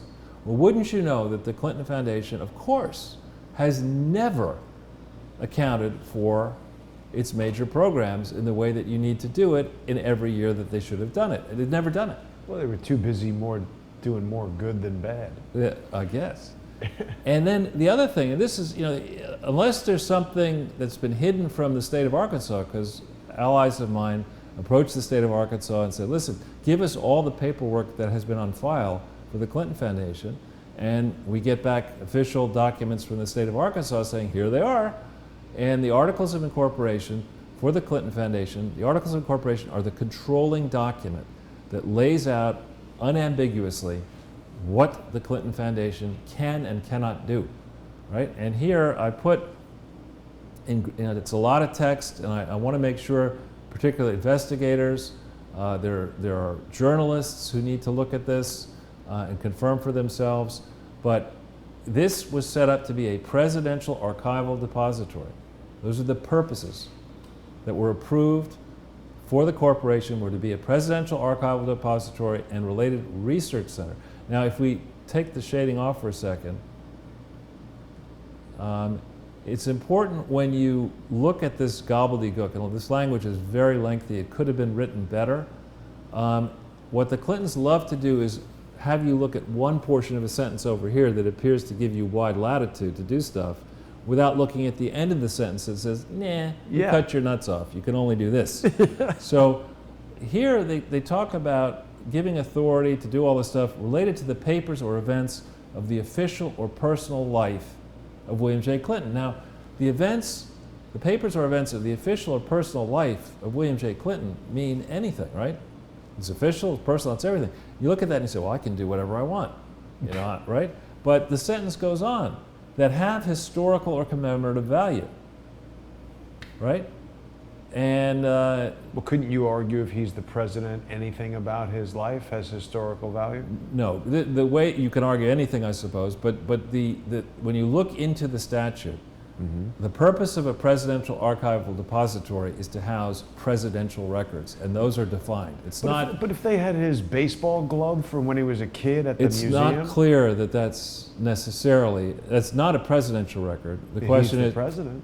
No, he wasn't. When he was a kid, he wasn't the president. Yeah, that's true. But then the other thing is, it says there's a modifier at the end. It says permitted to an organization. An organization. This is not an organization, the Clinton Foundation. It has not met the tests, the continuing tests of operating in compliance with all laws. So it's not an organization, I would argue. It's a mess. But you can only do the things that are permitted to an organization exempt from federal income tax under Section 501c3 of the Code. And it says, in furtherance of the foregoing purposes, these purposes, but not otherwise. At the end of this long thing, the corporation can do what it wants in compliance with the law, provided that such use be exclusively and irrevocably applied to the exempt purposes of the corporation. Not the exempt activities of the corporation, the purposes. And the purposes are just to be a presidential archival depository and a research center in Little Rock. Full stop. These smart lawyers, many of them involved with this project, inside and outside the Clinton Foundation, in the IRS, in the Justice Department, if they wanted to confer on the Clinton Foundation these wide-ranging powers to do all this crazy stuff, they should have amended the Articles of Incorporation. But they didn't do that because they knew, in my opinion, that if they tried to do that, the IRS would have said, wait a minute, why have you been doing all these things which you're not authorized to do for so many years? But I thought they controlled the IRS. They did, but now they don't. Oh, So if we go to the next page. the next page, yeah. All right. So what you're trying to do, I mean, to keep it, as it's been explained to me, and I've been through many, many audits because when I worked in investment funds, we had many, many investments that regularly were audited. So I've been through the process of Mergers, et cetera. and then all the mergers I've done, and acquisitions, and all those transactions. I mean, I have a lot of experience actually looking at audits and tearing them apart. Because we in that line of work, we don't regard an audit as the final statement. That's all. An audit is, in some ways, for what we do, very superficial because it just deals with the whole company. It doesn't show you generally how the financial statements are built up entity by entity, corporation by corporation. You don't get into that level of work typically with an audit, whereas we do. That was our stock and trade. So here's a good memo for Mr. Hansen to refresh his memory, this one right here. Think about the person who sat down and wrote this memo. Snappy title. Consideration of fraud in a financial statement audit. I mean, this is a lengthy document. I forget how many pages it is. If you hit the top, you'll be able to see, Jason. Yeah, 52 pages on this topic. And it takes you through, this is written really for the trade, for the accounting profession, came out of the AICPA, and I'm trying to remember, what's Hansen? Oh yeah, he's the chairman of that. And it takes you through in gory detail. This is for something that was written December 15, 2002. So just about the time that the Clinton Foundation embarked on its long-standing and long-running and as yet unprosecuted fraud trail, they write this memo saying, this is what you should watch out for in terms of finding fraud in a financial statement. And the number of warning signs that are triggered and hit by the track record that's in the public domain of the Clinton Foundation is astronomically high. We don't have enough time to talk about all the different problems that are obvious in the Clinton Foundation record. We're going to talk about some of the high points in a minute, but to talk about all of them, we'd have to stop eating, stop sleeping, and now through November 15th, 2018, all we'd be doing is talking about individual fraud cases. We got time. We could do it. No, I don't think we want to do that. But if we can go back into the body of the slide, auditors also are supposed to follow a really strict code of conduct. If you hit this second link, I don't know if you can. The mouse has gone wandering. There we go. Doesn't want to, yeah. Okay, this is 208 pages on the Code of Professional Conduct for AICPA. It's not like there are no rules. But I wonder if Hansen read it. I'm pretty sure he read it, and certainly if he hasn't read it carefully enough, there are people in the AICPA who take this very seriously. If you're going to hold yourself out as somebody who passed the rigorous CPA exam and is now licensed in the state of Arkansas and elsewhere, you got to follow all these rules. But obviously they're not, no? Well, BKD doesn't seem to be. The question is, do they want to decide that it's important to follow the rules now that they've been caught? And how they react to this is very important. How they prepare for this November 15th, 2018 moment. Yeah, it's going to be quite a Thanksgiving for Tony the Tiger and Eric Hansen, the accountant. And a little bit in the shameless self-promotion department, if we hit this entry, for the people who want to understand the organization and the operational test and some of the high points of why I said back in September 6, 2016 that this was a fraud in detail, this is a document worth reading, Mr. Hansen. I hope you do read it. I hope your people read it. He can go to charlesortel.com. He can. In fact, our viewers, if you want to do this, Mr. Hansen's Twitter handle, I think we put it up recently, send this to him and just make sure he's read it. Yeah. Eric Hansen, there he is. I think I'm following him on Twitter. I don't know if he has a surprisingly low number of followers. Well, I mean, he's an accountant. I don't know that until you started talking about him, I don't know that anybody really knew who he was. Oh, There yeah. he is. So who is this tiger again? Truman the Tiger. Truman the Tiger. Yeah. He looks nervous. Yeah, those are the kind of pictures, that you're head of an accounting firm, probably shouldn't get your picture taken next to a stuffed animal. It's like, probably not the Well, smartest. he's the mascot for something, right? Yeah, Missouri. Can we tell if Eric Hansen is following Crowdsource the Truth? He's not. It's all right. Not following me, I don't think. He's trying to stay as far Yet. away from you as he possibly can, Charles. So if we hit this portal, just to show people, this is what the Clinton Foundation claims is the principal way in which members of the public can find out about the Clinton Foundation. So of course what they do is they make sure that the copies, if you go down a little bit, the annual reports are marketing puff pieces, but the audited financial statements and IRS Forms 990 are not in the correct versions. Right, they purposefully omit audits that cover 2000, 2001, 2002, 2003, and 2004. Versions of the various 990s, the tax forms do not include all the supporting schedules, omit key schedules, don't make correct filings, and there are multiple versions. For example, in 2003, there are 2 versions of the 990, but only one is presented. Why do these all say amended? Because on November 16th, 2015, they amended 10, 11, 12, and 13. Having said, I said they should amend it, and they said, no, we don't need to amend it. Then on the final tax filing deadline, they amended it. Once again now, 3 years later, you've got to radically restructure your filings. And I don't know actually whether it's going to be possible. Under New York law, you have to produce an audit.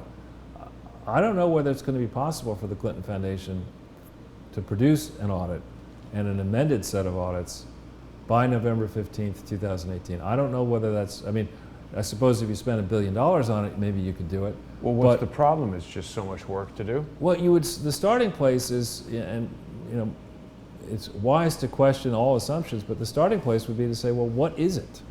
What is the Clinton Foundation? Can we say that the Clinton Foundation is in fact a charity, or is it really an illegally organized criminal operation? Yeah, for-profit seeking operation that has massive tax exposures, and therefore it should be booking each year where the revenues are better than to ticket the hell out of here if they know it's good for them. Well, and Bill is currently in Hillary in Europe right now. So the first question is this even a charity? And I would argue it's not. Never has been. And so if it isn't a charity, it's got to file corporate income tax returns. It's got to have on its footnote disclosures. It's got to explain why it went out as a not-for-profit, but it's really a profit seeker. Anyway, these are just, we could go, as I said, for weeks on this, but here are 10 sets of things that are not on the file in the public portal that are extremely important, okay? The first thing is that the city of Little Rock is a government. It's not a for-profit, in theory, operation. Yeah. And there are laws, municipal laws, that dictate how the city of Little Rock can use spare land. And so there's extensive filings that you can see in the city of Little Rock and elsewhere in the planning department about how it came to be that the city of Little Rock would lease this property to the Clinton Foundation. And there is a lease. It was dated March 1st, 2002, and it's available. You mean versus selling it to them or give it? It's a long-term agreement, and in any lease, the landlord will say to you, "I'm leasing this to you." Well, what am I leasing it to? I'm not leasing it to a for-profit criminal enterprise. I'm leasing it to a foundation that was established for what? It says clearly in the lease to be a presidential archive and research center based in Little Rock.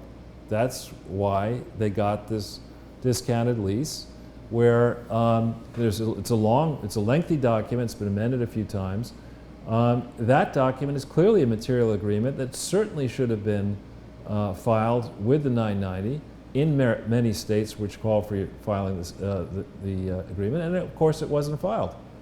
But when you read that, it becomes crystal clear that the benefit of the bargain was the city of Little Rock said, you guys are committing to spend around $100 million at your expense prettifying this site and putting up a lot on landscape, $26 million on landscaping. Wow.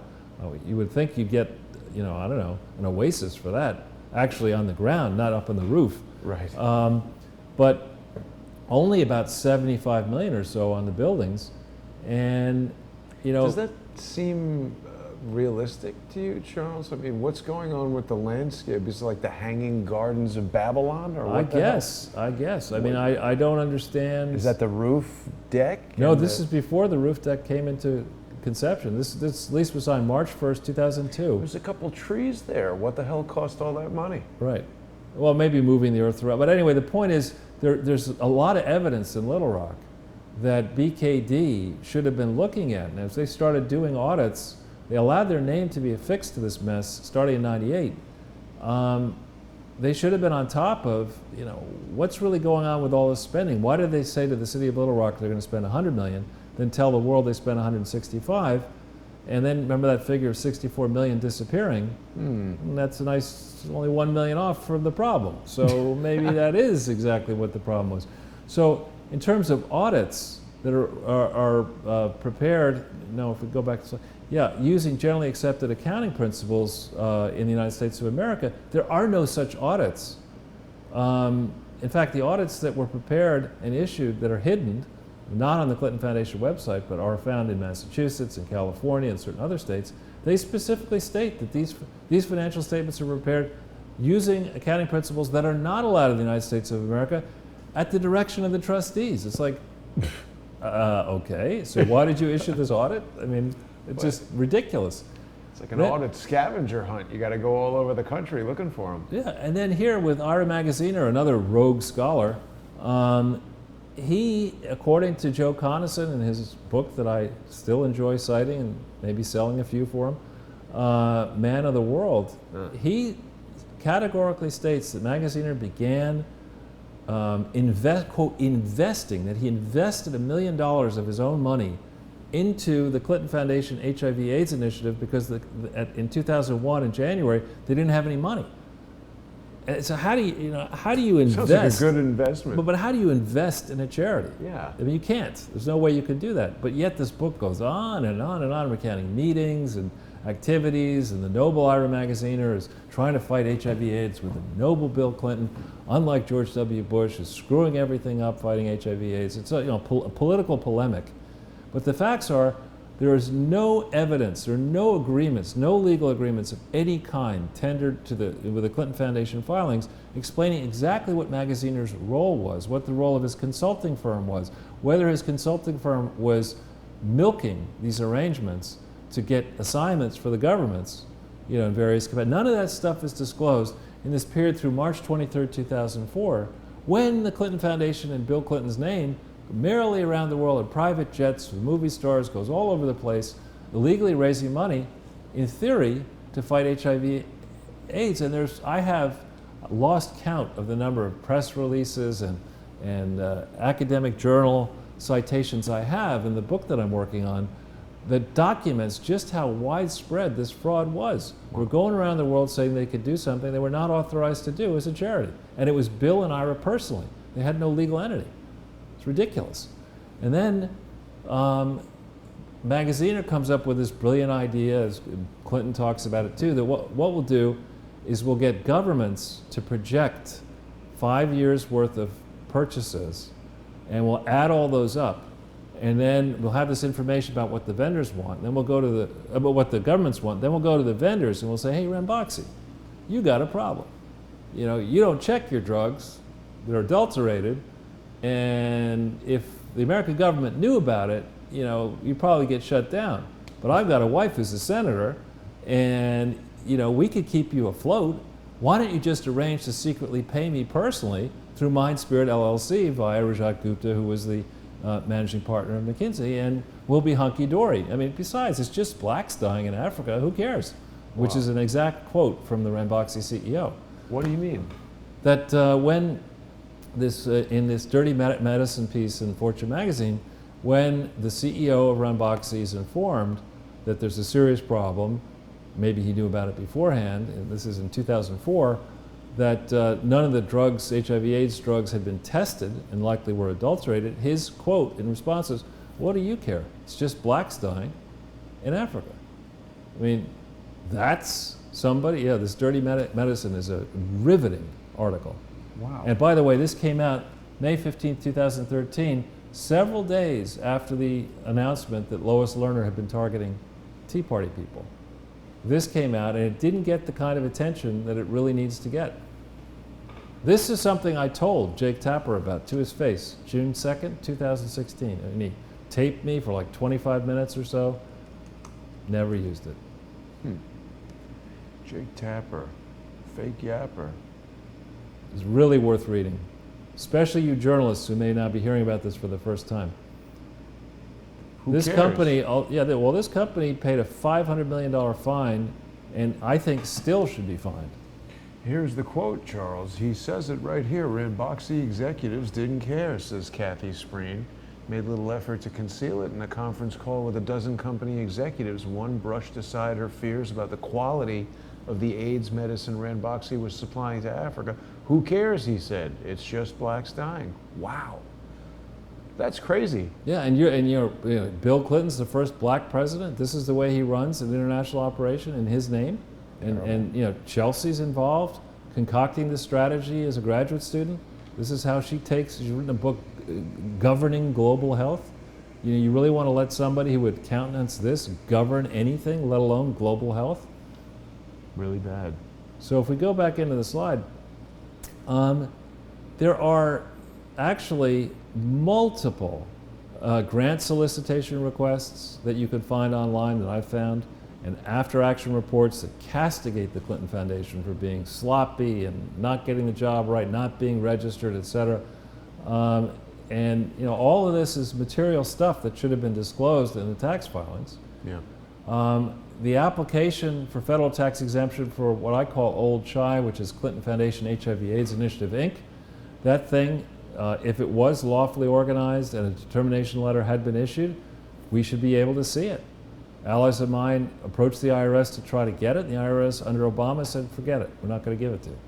So, all right, Donald Trump's man is in control of the IRS. Wait, 2013, Obama was president, and that company is saying, who cares about black I understand. people in Africa? I understand. Wow. Right? So this beginning on the 24th of March 2004, when Bruce Lindsay incorporated this fraud, Clinton Foundation HIV/AIDS Initiative, and then merrily set about a process of incorporating international subsidiaries in Tanzania and South Africa and India and other places, and maybe in the Bahamas. This decision to set up this Old Chi to fight HIV/AIDS, with a crooked drug company, Ranbaxy, behind you, is a gross violation of your charter, and something that had the National Archives and Records Administration known about it in 2004, they would have shut the Clinton Foundation down then. But somehow, the Clintons managed to defraud the National Archives and Records Administration when George W. Bush was president. I mean, this is a big story. How did this happen? Not this, what happened. How did this actually happen, this fraud? Right under the nose of George W. Bush. Yeah, Right? He's an idiot, but he's also potentially complicit because his father is involved and all that. Right.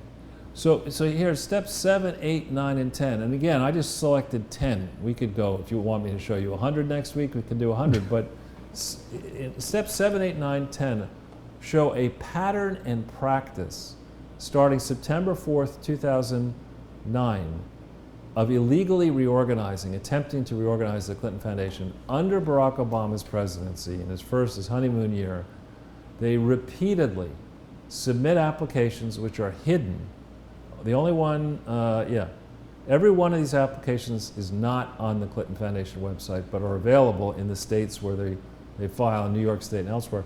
But when you look through these, the applications submitted under penalties of perjury are boldly fraudulent. In each case, they fail to describe disqualifying fraudulent activities that had begun years before they put in the paperwork. So these applications are all wrong. And the way in which the IRS normally governs this is they say, Jason Goodman, you put in this application, I can't check everything. I'm going to do some stress testing. I establish that you're trying to do good work. Okay, I'll let you across the line, Jason. But if I find out that you lied to me on this application, at any time in the future, I can go back and yank your tax exemption. That's the way this is set up. So why hasn't the IRS gone back over the ground now and said, this is a fraud. It's all false claims that were made. And as we're about to show you, the accounts are all screwed up. You know, why has it taken so long? The IRS has been on this since July of 2016. The FBI has been looking at this since January of 2016. What are they doing? Are they just watching porn? You know, or are they no, actually texting their girlfriend? Right. You know. So if we go to the next page, all right. This is a little nitty-gritty, but I want to spend a few minutes on it just so that you understand. When you talk, this is the 2010 financial statements that were, in quotes, audited by BKD during 2011. And this audit has never been amended, okay? So, meaning that they've never gone back over their work and say, whoops, we screwed up. Now, when you say consolidated, for this thing, what you should be meaning is that the worldwide activities of the Clinton Foundation, the financial consequences of those, are reflected in these in this calculation. You can't do as the Japanese used to do. You know, you have 2009 is a year where you don't want people to see something bad that you did over here in the subsidiary in India, so you keep that out. But you had a nice profit in South Africa and you put it in 9. Then the opposite happens in 2010 and you switch. No, that's not the way you do it. You have to have the same collection of companies fully considered, and then to the extent they're intercompany relationships, you've got to net those out so that you see for the whole group, you know, what was the result of the writ large Clinton Foundation. So for 2010, they decided, you know what, we got 3 pieces. We've got something we're going to call the foundation. We've got something that we're calling CHI Inc. That's Clinton Foundation HIV, Clinton Health Access Initiative Inc. and the Clinton Global Initiative Inc. Right? And they make consolidated. So before we get into the detail, you look at the bottom line. I'm kind of a bottom line kind of guy. You say, all right, the core foundation has profit. This is a loss of $925,000, right? That's the core thing that I was approved for. CHI has a profit of 15.2. CGI has a profit of 3. So basically, the stuff I was not authorized to do is where I make going gangbusters. Right, but I'm losing money in my core operation. So you would look at this and you'd say, you know, there's kind of a little problem with that, right? You don't need to do like a 65-page memo on why this is, excuse my language, fucked up. It just doesn't make any sense. Well, you look at, and then you say, well, what's in this foundation? The strip club and the IMAX theater are doing great. Right. Well, you look at it, you say, all right, I'm spending $58 million on direct programs. Now, what does that turn out to be? $37.2 million of that number is the money that was sent from this foundation to the Clinton Bush Haiti Foundation at a post office box in Baltimore, Maryland, where there is no such address, right? That's 37.2 out of 58 million. So your BKD, and I got a list of things I better check. Maybe one of them would be to see whether the Clinton Bush Haiti Fund is a thing, you know, and it's not. And then you look down, you know, at all the other things in the direct programs, and they're basically grants to many, many suspicious organizations that are not within the charter of the Clinton Foundation to fund. So wait a minute. So they're giving grants to They're things. giving in that year, 2010. Then you look at this, you say, all right, where you've employed people, you know, you get a sense of an organization, you say, okay, I'm paying people. Where am I paying people in which organization? So all in, you're paying $50.7 million out to people. You're only paying $16 million to foundation people in your core operation, but $30 million to CHI Inc. and $4 million to Clinton. How many people are working there? That's a lot of money. Less than half. But what's the number? Nobody knows. Wow. You know, for certain. I mean, 30 million, you could have hundreds of people working there getting paid a lot. Right, in theory. And that's, again, so when you look at something like this for starters, if you experience it, you'd say, clearly there's an allocation problem, right? The way in which they decided where the money goes doesn't seem to make sense. And then we look at the question of, remember I had that program service expenses, that's the most important. Look how much we spend in the Clinton Global Initiative on program services. $265,000. That's about one Hillary Clinton speech, right? That's what they spent in the Clinton Global Initiative, but they spent $4.1 million on salaries, $7.5 million on parties. Wow. You know, $650,000 on travel, They employ consultants for 1.5 million. On the surface, this is not a charity. This Well, is also, it just doesn't make sense in terms of a business. You're spending that much on events. right. It's nuts. It's nuts. But then now to get into the math, this is the thing that you can say I get excited about some things, but with numbers, the great thing about accounting is it's got to balance, right? If it doesn't balance, there's a problem. So you look at the total revenues, you look at the total expenses, and you see the foundation here has a reported loss of 925.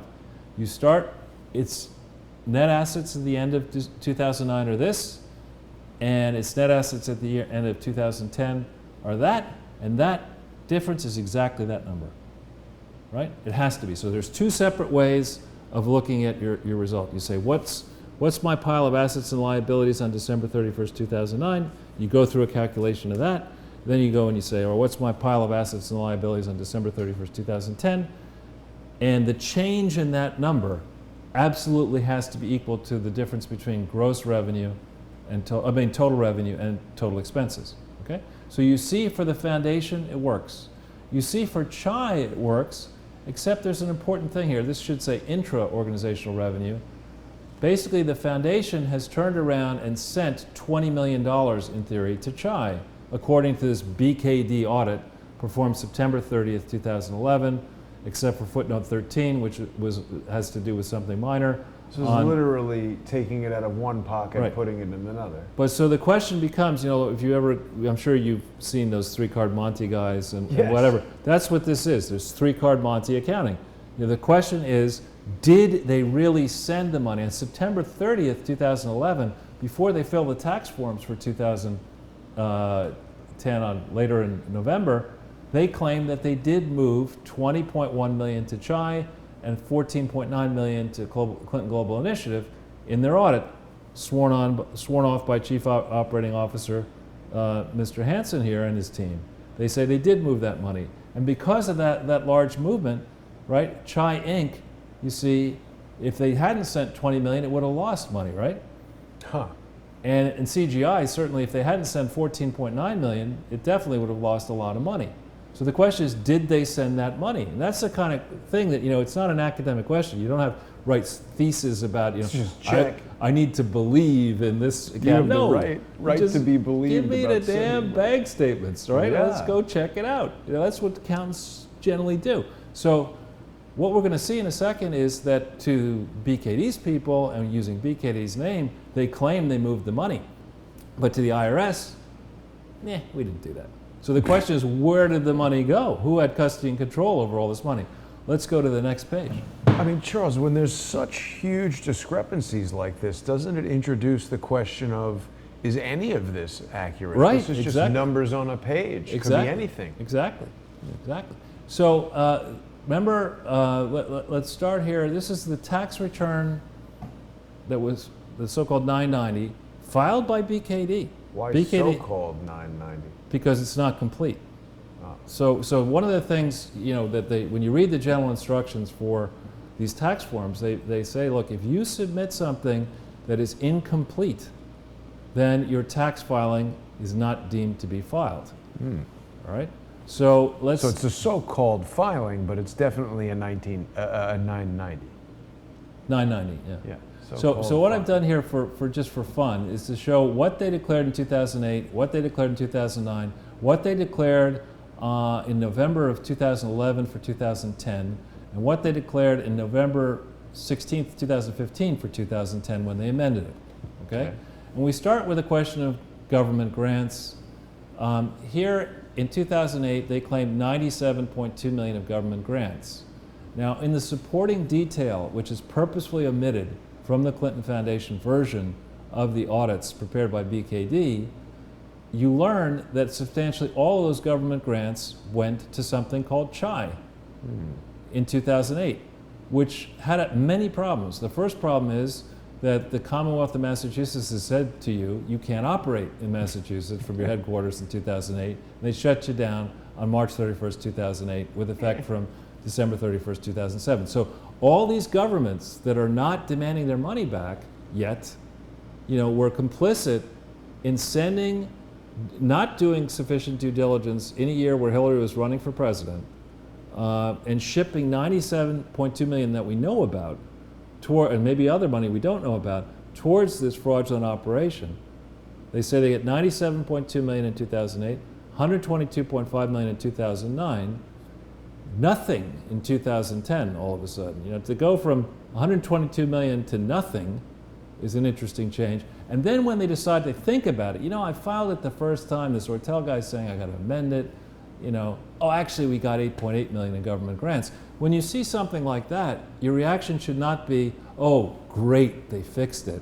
It should be, if you thought it was nothing one year, but suddenly it's 8.8 million, you've got a massive control failure in your foundation. That not noticing that you got 8.8 million in government grants, because there are many lines on state forms you have to fill out. Indeed, in New York and California, you have to list the details of all your government grants.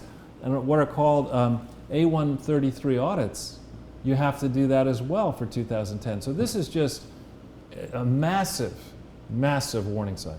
Then they claim they got no income from related organizations. And as we will see, that there were transfers back and forth.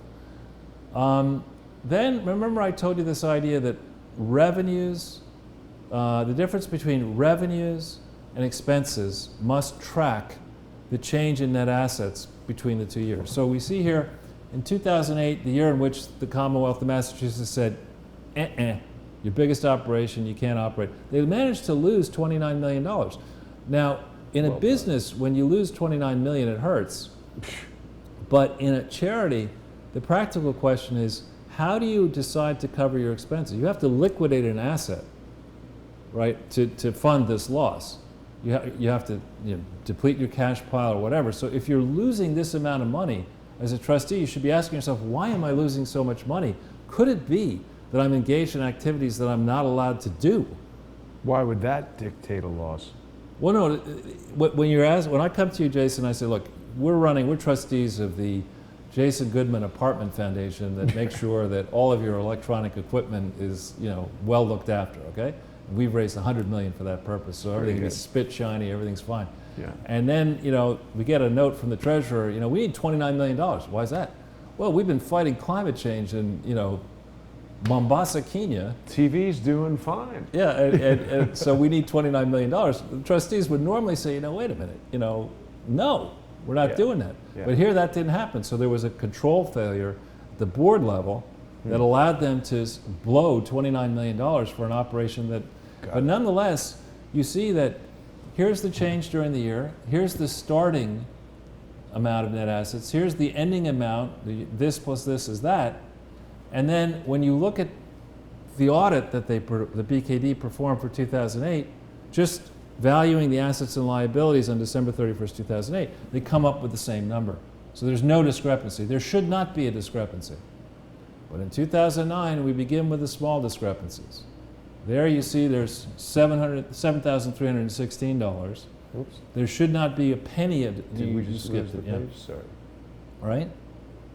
And in this, in 2008 and 2009, this entity, Old Chai, is included in this document, right, in these financial results. So that's a problem because on December 31st, 2009, just as they're completing BKD's audit for 2008, this guy Anil Soni and the trustees of the Clinton Foundation, of the New Chai, including Bill Clinton and others, lie on a federal tax return saying that Old Chai is not, New Chai is not a successor to any operation. So it's in here, they lie about that. Then they prepare this first 990 in 2011 for 2010, where they claim they got a $35 million profit in the foundation. Now, how would they have done that, Jason? If we go back to the preceding page, we see that $35 million, they just didn't pay it over to Chai and CGI. They tell on their tax return, they say, we're not going to give the money to Chai and CGI that would turn that from a $5 million loss or foreign change loss to $50 million. We're not going to send that money, they claim, in November. We did not send the money, whereas in September 30th, 2011, BKD signs an audit that has not been revoked yet, saying we did send the money. So it either happened or it didn't happen, and this whole question of what actually happened with the money. Then in 2010, 2015, when they take another look at it, they say, actually, we only made 15 million.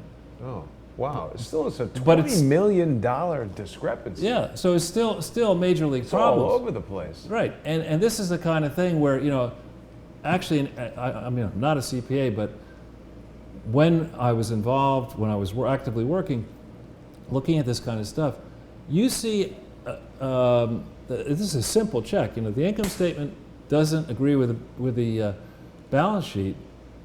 It's a problem. Calculate. Yeah, it's you send You it gotta start the whole thing again. It's like I pay for a movie, and you bring me back a grapefruit juice. It's like It's like, wait a minute. No, is this I the paid final cut? I paid for a movie, man. So this is not right. Go to the next page. It's interesting, Charles, because I mean, I'm sitting here listening to you explain it. It's difficult to understand. I mean, this is the whole concept behind complex fraud is that you make it super Right. complex, so it's difficult to figure out. So here, this is a fun one. This takes the returns for New Chai. Now, BKD was involved auditing, was the auditor for the parent foundation in 2009, and was involved as the auditor for the 2010 filing, which was November 14th, I think, or 15th, 2011. The First Amendment was January 11th, 2012. The Second Amendment was November 21st, 2013. You shouldn't be having 3 filings for the same year. That's not a good idea. But you look here, government grants. We start at, first of all, they omit any filing for the so-called short period, September 29th, 2009 to December 31st, 2009, when there was mammoth activity in this New Chai. We have a board minute from Unitaid where hundreds of millions of dollars, almost $200 million was committed to this entity on December 14th, 15th, 2009. It's crazy. And yet they decide, you know what, we're not going to file any tax return for this short period, even though you're required to. So this is a gigantic error, okay? Then in 2010, the first time around, they say that they lost $4.8 million. You see this? 4.8555745. And the discrepancy is what? It's the 20,078 that the parent foundation was supposed to send. They claim they didn't get. But somehow they magically end up with net assets that would reflect this $20 million. This is a kind of thing that you cannot explain. You can't say, over here I said, the parent foundation was going to send the money, but over here I'm claiming that they didn't send the money, and it's the same document, and it's the same firm. You just can't do any of this. The other thing they did wrong is they say in the case of this New Chai that its starting net assets, we're going to show you how big they were 0 on January 1st, 2010. Now, here's a problem. January 1st, 2010, New Chai was supposedly headquartered in Massachusetts, but Which it didn't. had already been kicked out. Well, old Chai was kicked out, Oh. but New Chai, with the same directors, they didn't explain the problem that they've been kicked out before, and New Chai was not, I think... That's why they say it's not a predecessor? Well, that's not a fair way of saying it. That's like saying, it's not a truthful answer. But just on the narrow question of whether New Chai existed on January 1st, 2010 in Massachusetts, it didn't. It didn't register until the 6th. And in other states, many other states, it hadn't registered properly. So you couldn't have made this transfer on January 1st, 2010 as BKD's verbiage on how this thing was sorted.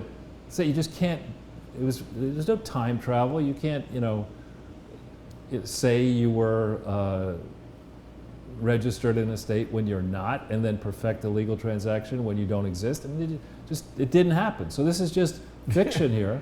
Fake that information. BKD has put its red hat and its stamp on all these financial statements.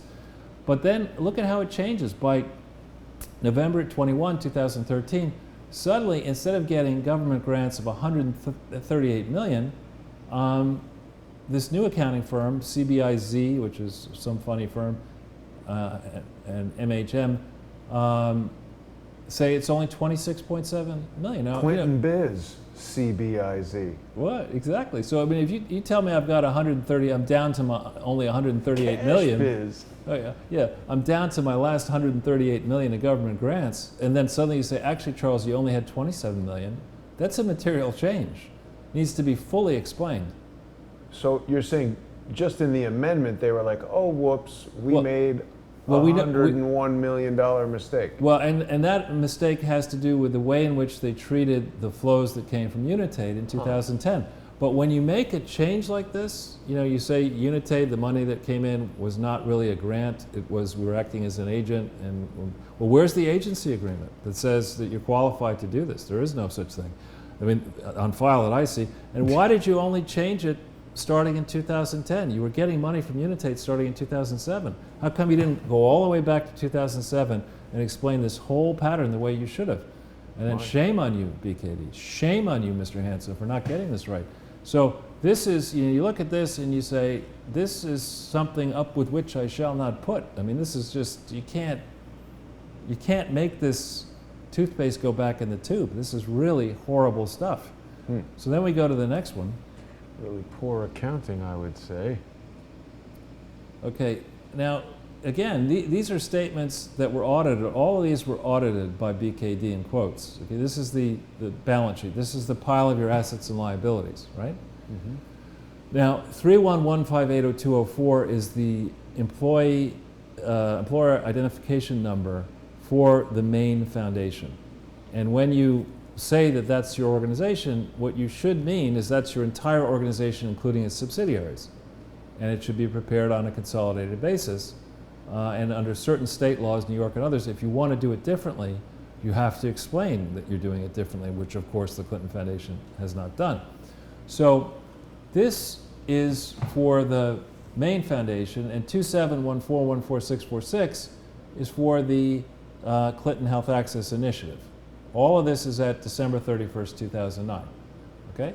So this is telling you that the total net assets of the foundation are 167 million, and that the properties on December 31st, 2009 were worth 118 million. But this calculation excludes the 64 million that was stolen in 2004 from the Clinton Foundation. It excludes there's never been a valuation done of the Little Rock complex. It should have been done by November 18th, 2004 when the gift was accepted. Never. What do you mean an evaluation of it? Evaluation. So when you... Oh, a valuation. Yeah, evaluation. So when you come to me and you say, hey, Charles, look, I got this Little Rock complex I want to put on the books here, you know, you have to get a professional appraiser to go look at that and say, it's really worth what you say it's worth. Yeah, you spent 160 million, but it's really only worth 80 because you wasted a lot of money. Yeah, you have to get a third party to really test it and say, no one cares about this dinosaur movie. It's worthless. Right.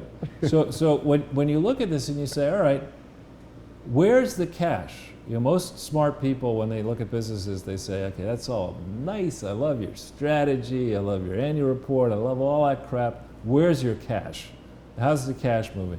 And so we see that the cash is, there's 116.8 million of cash in this pig at December 31st, 2009, but the bulk of that cash is in an asset called assets limited as to use, which is, they didn't explain it properly. What that is money advanced by Unitate to Clinton Foundation HIV/AIDS Initiative, Inc., a company that did not exist, where the Clinton Foundation was honor bound and legally required to use that money, that 67.6 million, solely for the purposes that Unitate intended, assuming that the Clinton Foundation was authorized legally to do that work. What did Unitate intend?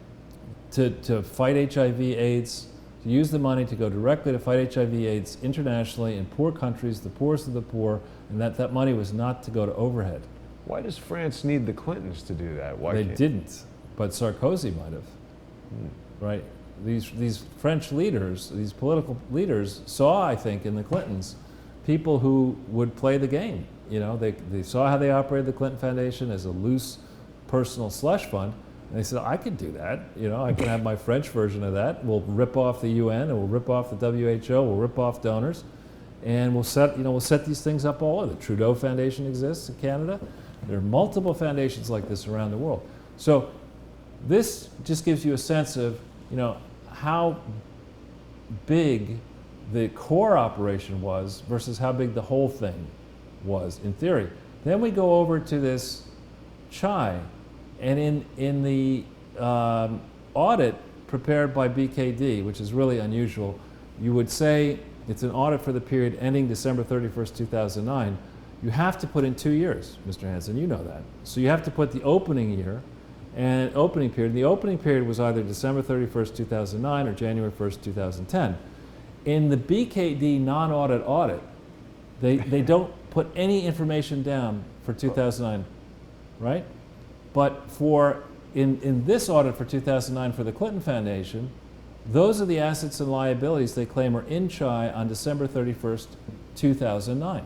Look at that. What do you mean? What assets? 16 of cash, 67 of assets, 84 million of what I think is total cash. 80% of the cash of the Clinton Foundation was in an entity that Anil Soni and Bill Clinton and the trustees of the Clinton Health Access Initiative claimed under penalties of perjury in an application dated December 31st, 2009, had nothing in it.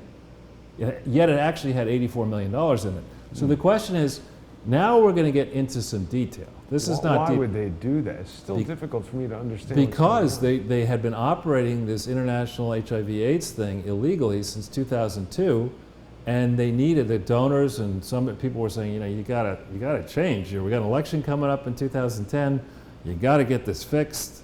It's a good. We'll just hide it. This is why I say the Obama administration had to know about this, right? Because they did create all these 5 organizations. There are files and records. This was a politically fractious period. Obama, had a rocky start in the beginning. The economy was still in tough position in 2009. Well, there's that whole thing too where, who was it? Cheryl Mills, Susan Rice, saying there's emails that Barack Obama has from Hillary that are not from state.gov. Seems like it might have been about this. Right, and remember also in this period, this is in 2010, Barack and Michelle Obama gave $200,000 to the Clinton-Bush Haiti Fund out of their Nobel Peace Prize winning. So, you look at this and you say, this is obviously a gigantic mess, and they should have just said, look, Uncle, we're done, we screwed up, no more of this, no mas. We'll wind these programs down. We'll find a new organization to fight HIV/AIDS and climate change, and we'll let Mike Bloomberg do the Clinton Global Initiative. Call it the Bloomberg Global Initiative. But we're not going to do this anymore. Instead of doing that, this team said, you know what? We'll just cover it over. Nobody will figure it out. We got to win the 2010 election. Yeah. And that's why I think a lot of the Lois Lerner emails are also missing. I think they're connected here. I think Lois Lerner and her team had to know about this. How do we know Lois Lerner emails are missing? Because we know that. I mean, they've gone to try to find them, and people say they're missing. We don't have them. Oh, whoops. And the same person who was sent to retrieve the Lois Lerner emails was then deputized to retrieve the Hillary Clinton emails. So these are connected. We go to the next page. Seems like a very hard thing for the government to hold on to emails. Right. Robert Mueller's emails can't be found. So, an accountant, a great person who happens to be an accountant whose name cannot be mentioned, pointed this out to me over the weekend, and I decided we ought to do a little text on it just to reward him and reward our viewers. So when a public charity like the Clinton Foundation wants to operate internationally, there's a subset of specific rules that it has to follow. There's a memo that explains that. But most importantly, this public charity has to be tightly controlled from a US base. In other words, you can't just allow Jason Goodman to get in a private Clinton jet and fly around the world throwing money out the window. You've got to have, if you're going to get involved in, Zambia, you got to check Zambian law, and if it says you've got to set up a local entity, you've got to set up a local entity, have an independent board, get the bank accounts. But then, in here, we don't need to pull this up because people have seen it before, but new timers can see that in the application, the Clinton Foundation made crystal clear that they were only going to operate from Little Rock in textual addenda answers to their Form 1023, which was the basis upon which they got this determination letter. So then, in Schedule F, which this friend pointed out, the question was asked of various parties, was the organization, note it doesn't say was Bill Clinton and his mistresses or his traveling posse of friends, it says was the organization a transfer of property? Did they send property, including cash, to any foreign corporation during the tax year, right? And in the Clinton Foundation initial report for 2010. Remember, this is when they're restructuring everything. They're taking Chai, which used to be part of the Clinton Foundation, and putting those assets into a new entity and having that new entity operate in many countries. They say, no, we didn't transfer anything internationally, which is a bold lie. Then when they amend it, they say, yeah, actually we did, right? With Chai, this new Chai thing, we're going to show you in a second how many different countries they were operating. They say, nah, no, Sticking with it. we didn't send any of this money that we were getting in 2010. It's over $100 million, $170 million. None of it went to a foreign corporation. Well, if it didn't go to a foreign corporation, i.e. a subsidiary of the Clinton Foundation. But if that's in conflict with law in where they're operating, then how did they do that? How did they operate lawfully? How practically did they do this? And how do you control a foreign operation without transferring any property to it? I hope Bill Clinton is watching this right now. He's like, damn that Charles Ortel. So this is, did you transfer it to a foreign corporation, not necessarily one you owned? Then they ask in part 4, question 3, did you transfer, did you own any foreign corporations? And so same drill. I love the flip-flop. Yeah. No, yes. No, when I said no, I meant yes. That's the way it works. No, yes. And the guy who says yes is the guy who's the chief risk officer. He signs the return, 2010, Michael Wolff. So you look at this and then you say, all right, did the Clinton Foundation have any foreign corporations? Well, meet this little guy down here, opencorporates.com. If we hit that, this is a wonderful service that allows you to do the following experiment. If you type in here, Clinton Foundation HIV aid, Wow. just like that, How come it was already there? because I had done it before and it remembers. But you've never used my computer. I don't know, well, I provided the link though.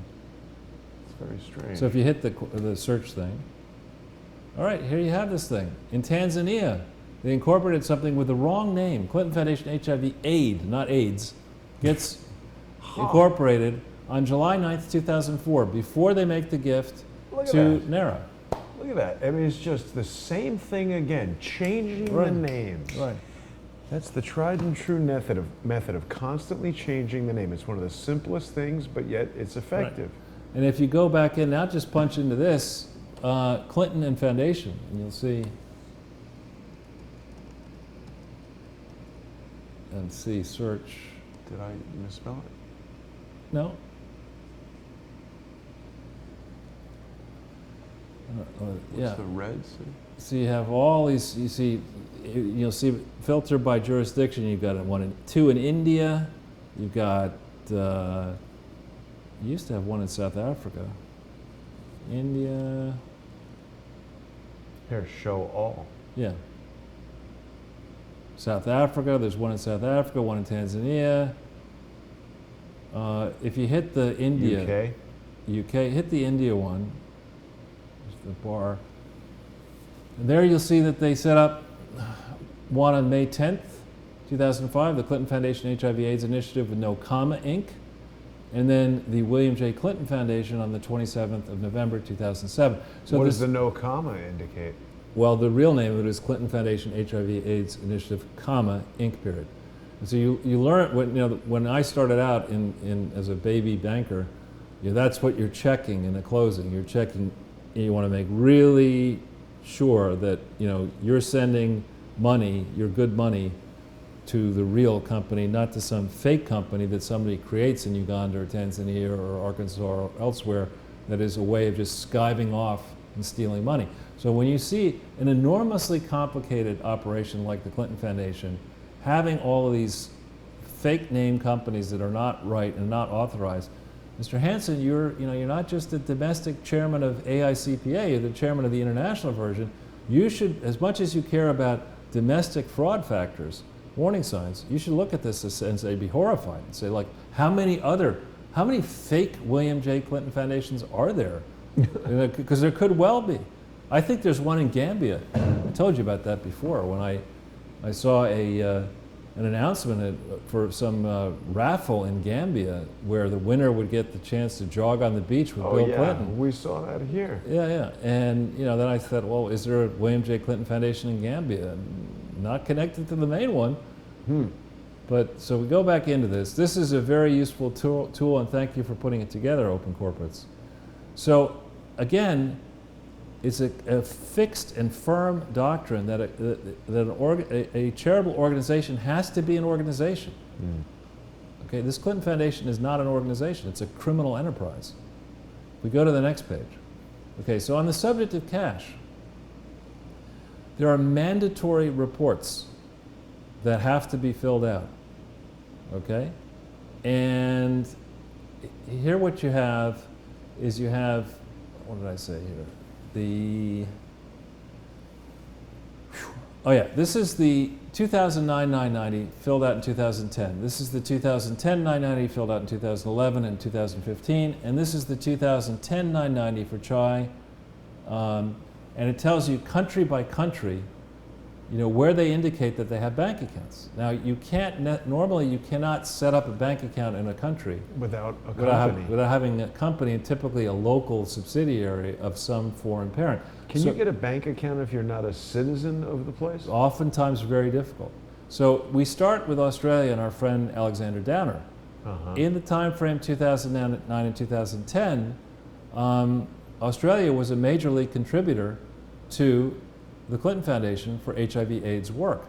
So here we know that in 2009, the Clinton Foundation, the main one, had a bank account in Australia, and they had one in 2010, they say, but for some strange reason, the enterprise Clinton Health Access Initiative didn't have a bank account in Australia. So if it didn't have a bank account in Australia, how would it get the government money from Australia? How did Wire it to the U.S.? Well, right, but where are the records of that? You see, you're all these questions, Charles. right, and each one of these. So if you're Mr. Hansen and you're trying to do that line that says, I've got 112 million or whatever it is of cash, it sits in accounts. Some of them are domestic accounts, and here are all these foreign accounts that the Clinton Foundation and other elements have around the world in all these countries, many of whose currencies are depreciating, right? So you keep cash in local currency in the Democratic Republic of the Congo, chances are you're not going to have much value left at the end of the year when its currency is doing this. So why would they do that? So you can steal it, right? You put it temporarily in there, and you have no controls over it, and you have, Mark Mizvinsky, I'm just making this up, show up in a private plane, make a withdrawal, and leave the country with some money. I mean, this is why you don't want to run a foundation like this. I'm not accusing Mark Mizvinsky, I'm just using his name. Theoretical, hypothetical possibility. I mean, not somebody who would need money to pay for an expensive apartment that, who knows how they paid for it. So Australia, there's an obvious problem. China, how did you fight HIV/AIDS in China with no bank account in China? And if you were using the parent company bank account, how did you affect those transfers? What representations did you make to the Chinese government? Are you even allowed to do that? Why were you operating in the Congo? Democratic Republic of the Congo, that's a very dodgy place. Was the Democratic Republic of the Congo on the Office of Foreign Asset Control list while Hillary Clinton was Secretary of State? I don't know. It's possible that it wasn't, but maybe people associated with this were and connected to the Clinton Foundation. Office of Foreign Asset Control list is a list you don't want to go on. That's where the U.S. says, don't put your money there. Well, American citizens are not allowed to do business with people who are on that list and countries that are on that. It's a very dangerous thing. How in Ethiopia, where you had the thrust of your activities was all Chai-related work, how do you have no bank account in 2010 but bank accounts in 2009? How does that work? And Haiti. How, here it says that both the parent company and Chai had a bank account in Haiti, but the Clinton-Bush Haiti Fund had no bank account in Haiti. So how did it distribute money in Haiti, if not possibly in league with the Clinton Foundation where money could... There's nothing about this that seems to be remotely close to legitimate. No, I appreciate that. And then you get to, Peru. What were they doing in Peru? And why did they go off the grid? Why is there no Chai activity in Peru? What do you mean off the grid? Well, they had bank accounts in 9 and 10 for the main foundation, but Chai, what were they doing in Peru? That's pretty far away from Little Rock. And and then you look at South Africa. How could they not have had a bank account in 2009?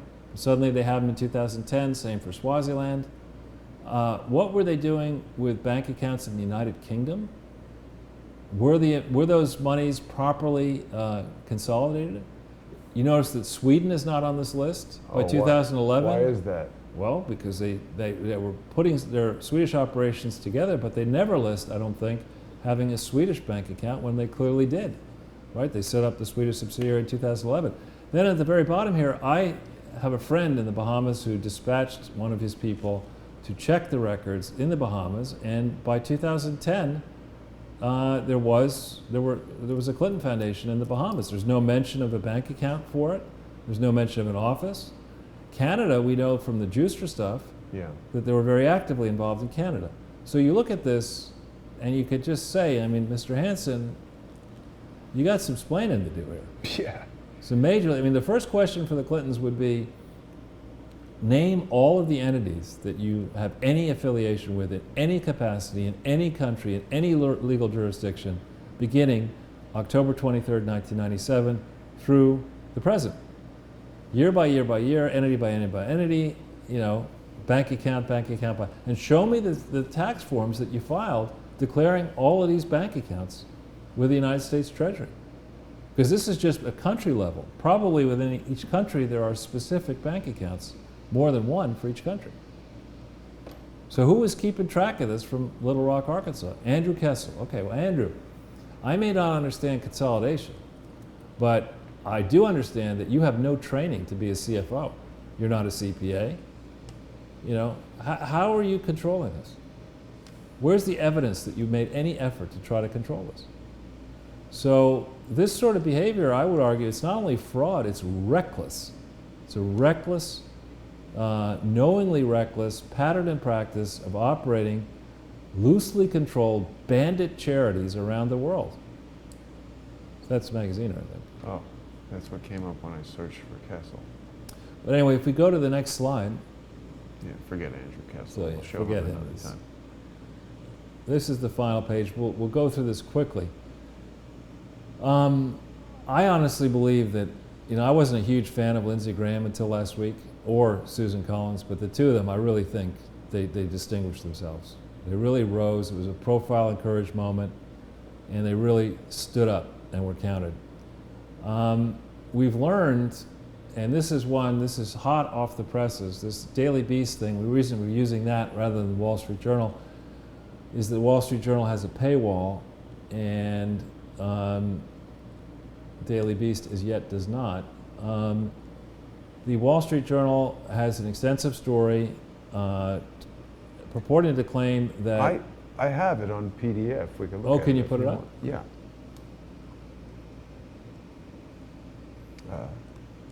Yeah, sorry. You keep talking about it, I'll bring it up. Yeah, so the Wall Street Journal, which has people, very competent journalists who understand financial matters, I've been trying to get them to focus on this Clinton Foundation for years, but they have been doing work here that shows that Peter Smith was, quote, secretly raising money to find these Clinton Foundation missing emails. And for me, this story is significant because I mentioned in it.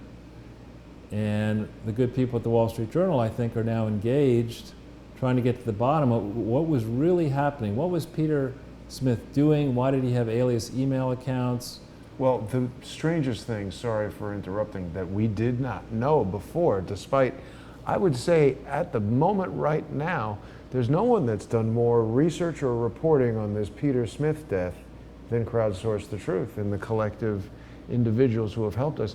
And Peter Smith was using Robert Tyler as his email address. He's very involved with, or certainly observed by people from Google Project Zero who would have known about artificial intelligence and all kinds of stuff. There's Peter Smith had spoken about Michael Flynn and everything.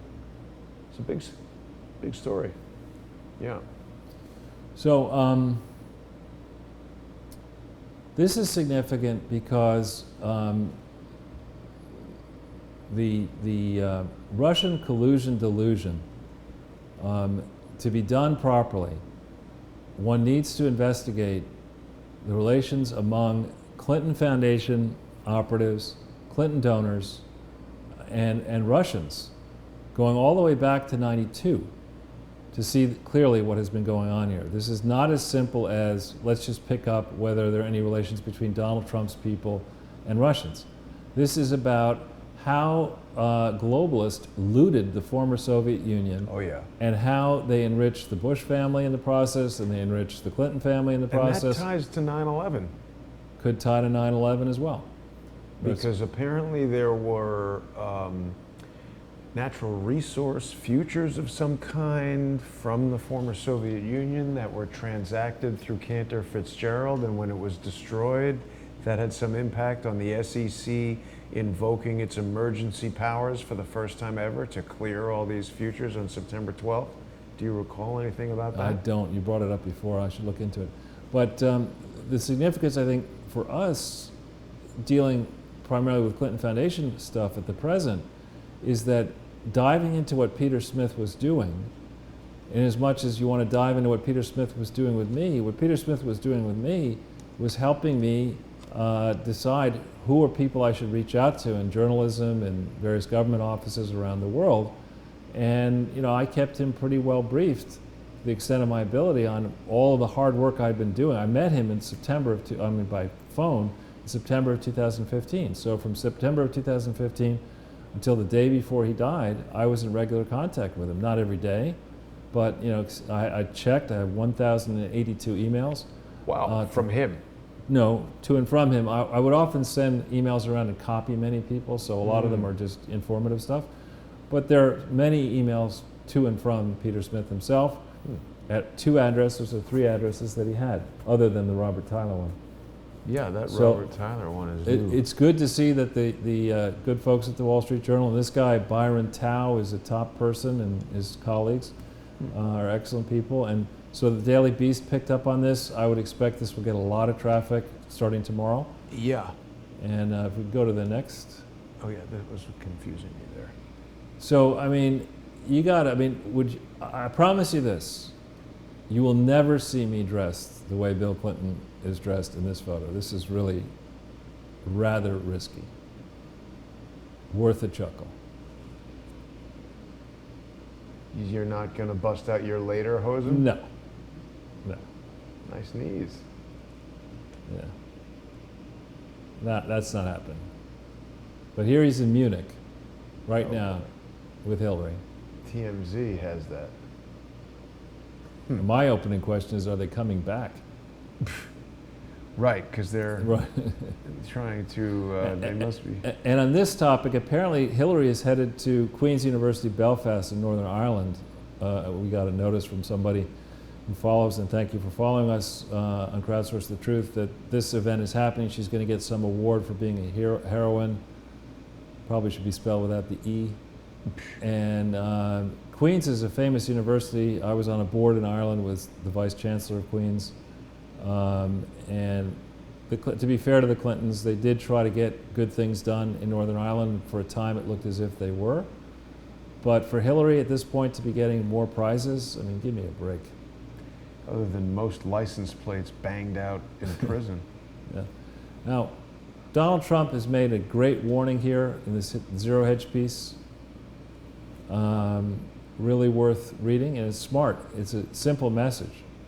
I mean, do we really want, we look at the performance of Spartacus and Chi-Fi and all these people, you really want that crew and Gerald Nadler attempting to run this country starting after the November elections? I don't think so. Getting away from any personal evaluations of them, he's right. The angry mob mentality, in my view, is summed up by a senator getting out there on the floor and saying something that is patently false, which is that everyone has the right to be believed. That's wrong. That's mob mentality. That's not written in the Constitution. There's no law that says that. And now there are people that believe that. Right. That is a pure falsehood. Right. And so he's making, when the pundits began saying that the yappers and tappers and those people started, and Shep Smith and others, that Donald Trump will be making a big mistake trying to turn the 2018 election into a referendum on him. That it's all local politics. They were wrong. They're wrong again. Predictably and reliably wrong. Those are your favorite kind of guys, Charles. Yeah. And then this Brian Kilmeade, I don't know if you know who he is, but he's on Fox and Friends, and he used to be a sports announcer or sports guy, and he writes books, and he's really very good, I think, very level-headed. But a bunch of people decided to stalk him, and it's got to stop. Tell me about it. It's really got to stop. I mean, this is not, you don't have a right to intimidate people with your physical presence. Or when you over the internet. Yeah, you don't have that right. And it's just, it may get you press here and, the in crowd in East Hampton or West Hampton or wherever, with Donnie Deutsch and Morning Joe and all those people. This is not a direction you want to go in. I mean, we're a civilized country, right, mostly. We settle our differences through debate, not through violence. Well, a lot of these same senators who think people have the right to be believed think they should be telling people to get in other people's faces. I mean, it's the most irresponsible Senate ever.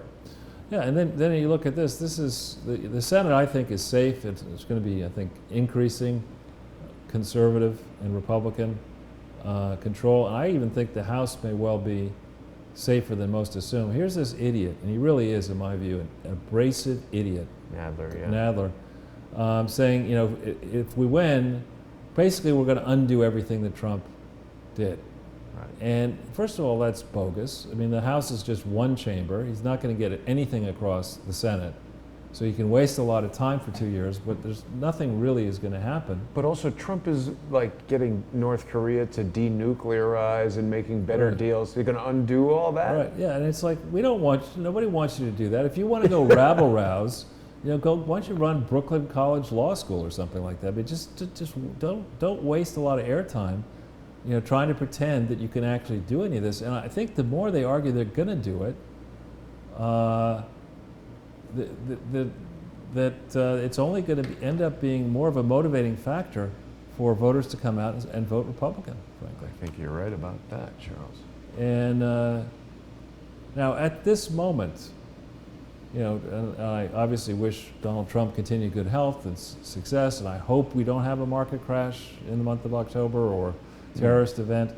But in the latest rally yesterday in Topeka, Kansas, he was on fire, as you like to say, spelled F-I-Y-A. That's you who said that. But he definitely was all over the place making fun of anyone who might run against him. I've been to Topeka, Kansas. So have I. Not a lot there.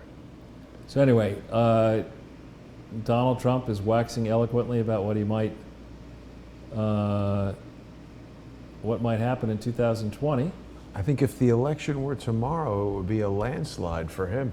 Yeah, it certainly would be, especially if we had Elizabeth Warren or Biden. I mean, turning to a few serious and funny international things.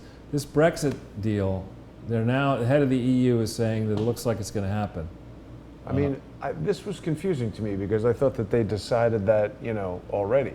Well, you see, Britain decided they're going to exit, but the EU and Britain have not agreed terms on the basis about which Britain will leave the EU. So the EU is trying to hold up Britain, and the Remain people inside the UK were trying to screw everything up. But it looks like, we're 6 months away from Britain leaving. What will happen? I think it'll be fantastic for Britain. I think what they're going to do is they're going to create around the pound. They won't have to worry about the crazy. What do you mean around the pound? They'll gain firmer control over their currency. They'll be able to cut special deals as Britain with bilateral trade agreements with former colonies like the United States. There's a large reservoir of goodwill towards Britain in many of these former colonies. Some not so much, but certainly in the U.S. And Britain can do things alone. It has a military. Most of the other European nations do not. And it's got a big territory, a lot of people. I mean, there's a lot of stuff they can do, not having to worry about the European, swamp in Brussels. Well, it always seems somewhat non-committal to me that they were like, we'll be in the EU, but we're going to keep our own money. Yeah, exactly. Sort of like, we're sort of there. Yeah, it's like having a weekend home. Not that into it. Yeah. And this, I'm watching in Brazil some developments down there. This sort of mini Trump in Brazil is currently, I think, in the hospital. Well, he got stabbed in the street, didn't he? Right. But perhaps Cory Booker has been encouraging Brazilians to get out and stab. But this begins the process. There'll be this vote, and then another vote on the 28th, where Brazil could change course here, and who knows? There's a saying about Brazil: it's the country of the future, and it always will be. I mean, you know Brazil; you've been there. Somehow it just can't seem consistently to get its act in gear. Part of that is because of the construction of the two major cities in Rio and Sao Paulo, really, are both just not set up properly and very dangerous in Rio. Well, there's a gigantic slums on top of the city with all the people, the criminals in the slums coming into the city during the day, robbing people and going back to the slums where they can't be caught.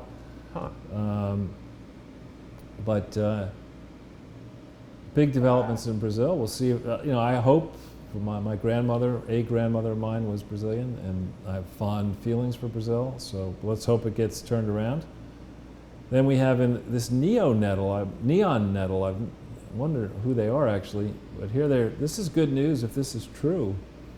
They found some spider in Australia that can maybe kill melanoma cells. I mean, melanoma kills a lot of people. Yeah, I've heard about wasp venom and stuff like that. I like stuff like this much more than, crazy chemotherapy. Oh, yeah. And then if you look at the final one, this is the good news, and here's the bad news. Humans toast? Yeah, check this out. Is this the robot brothel? No. Worse. What could be worse? You'll see.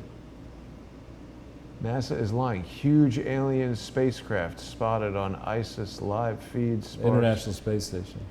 Oh yeah, right, sorry. That's what I meant. But is this Robert David Steele's Martian children coming home to roost? I'm putting it up here for fun. Bizarre anomaly that was spotted during NASA's live feed. Yes, look at that. Yeah, we will turf this out to the vast subscribership of Crowdsource the Truth. People can watch this and follow it and decide whether we ought to be really nervous. I've always said that just as happened in the evolution of contact between Europeans and residents in this hemisphere, that if people manage to get here, entities manage to get here on a gigantic ship like that, it's not going to be good news for us. They're not coming for a picnic? Yeah, they may be coming for a picnic involving eating on us. The menu. Exactly. Right. I think it would be the resources, water, minerals, because what interest would they have in a comparatively primitive... They want to read, they want to meet. They want to find out what happened, Yeah, exactly. They're coming down here and they're like, what the hell's going on with hashtag lock her up already? Yeah. Robot stripper to twerk on a webcam. I don't know if we want to go to that. It's a great site. Well, great site. That's Pearl's first robot. I think we can now get off this page. Yeah, no, we're off of that. We're off of that. But that's interesting. Well, Charles, it's stories from around the world, literally. Giant spacecraft around the world. Trump was speaking at that rally about the Space Force, the sixth branch of the armed forces. That's really significant if you think about it. I mean, when did they create the Air Force? I don't know. But obviously they had the Army before airplanes were invented, so the Space Force seems like an interesting evolution, although I think if someone is smart enough to build a huge spaceship and fly here, there's nothing we're going to be able to do about that. Exactly. Chances are they've got people here already. Well, right. Maybe that explains Chi-Fi. Well, anyway, Charles, thanks for another mind-bending presentation. Definitely want to thank all of our generous Patreon sponsors who are joining us on patreon.com/crowdsourcethetruth. Tomorrow we're going to have Light on Conspiracies with Ole Damagard, only on Patreon. And of course, you can enjoy a litany of programs with a variety of fantastic guests. We've got Kevin Shipp, we've got David Hawkins, we've got Michael Moore. No end to the exciting guests that are available only on Patreon. So if there's nothing else you'd like to share with us today, No, Charles, that's good. wish everyone a pleasant evening, and we'll see you tomorrow.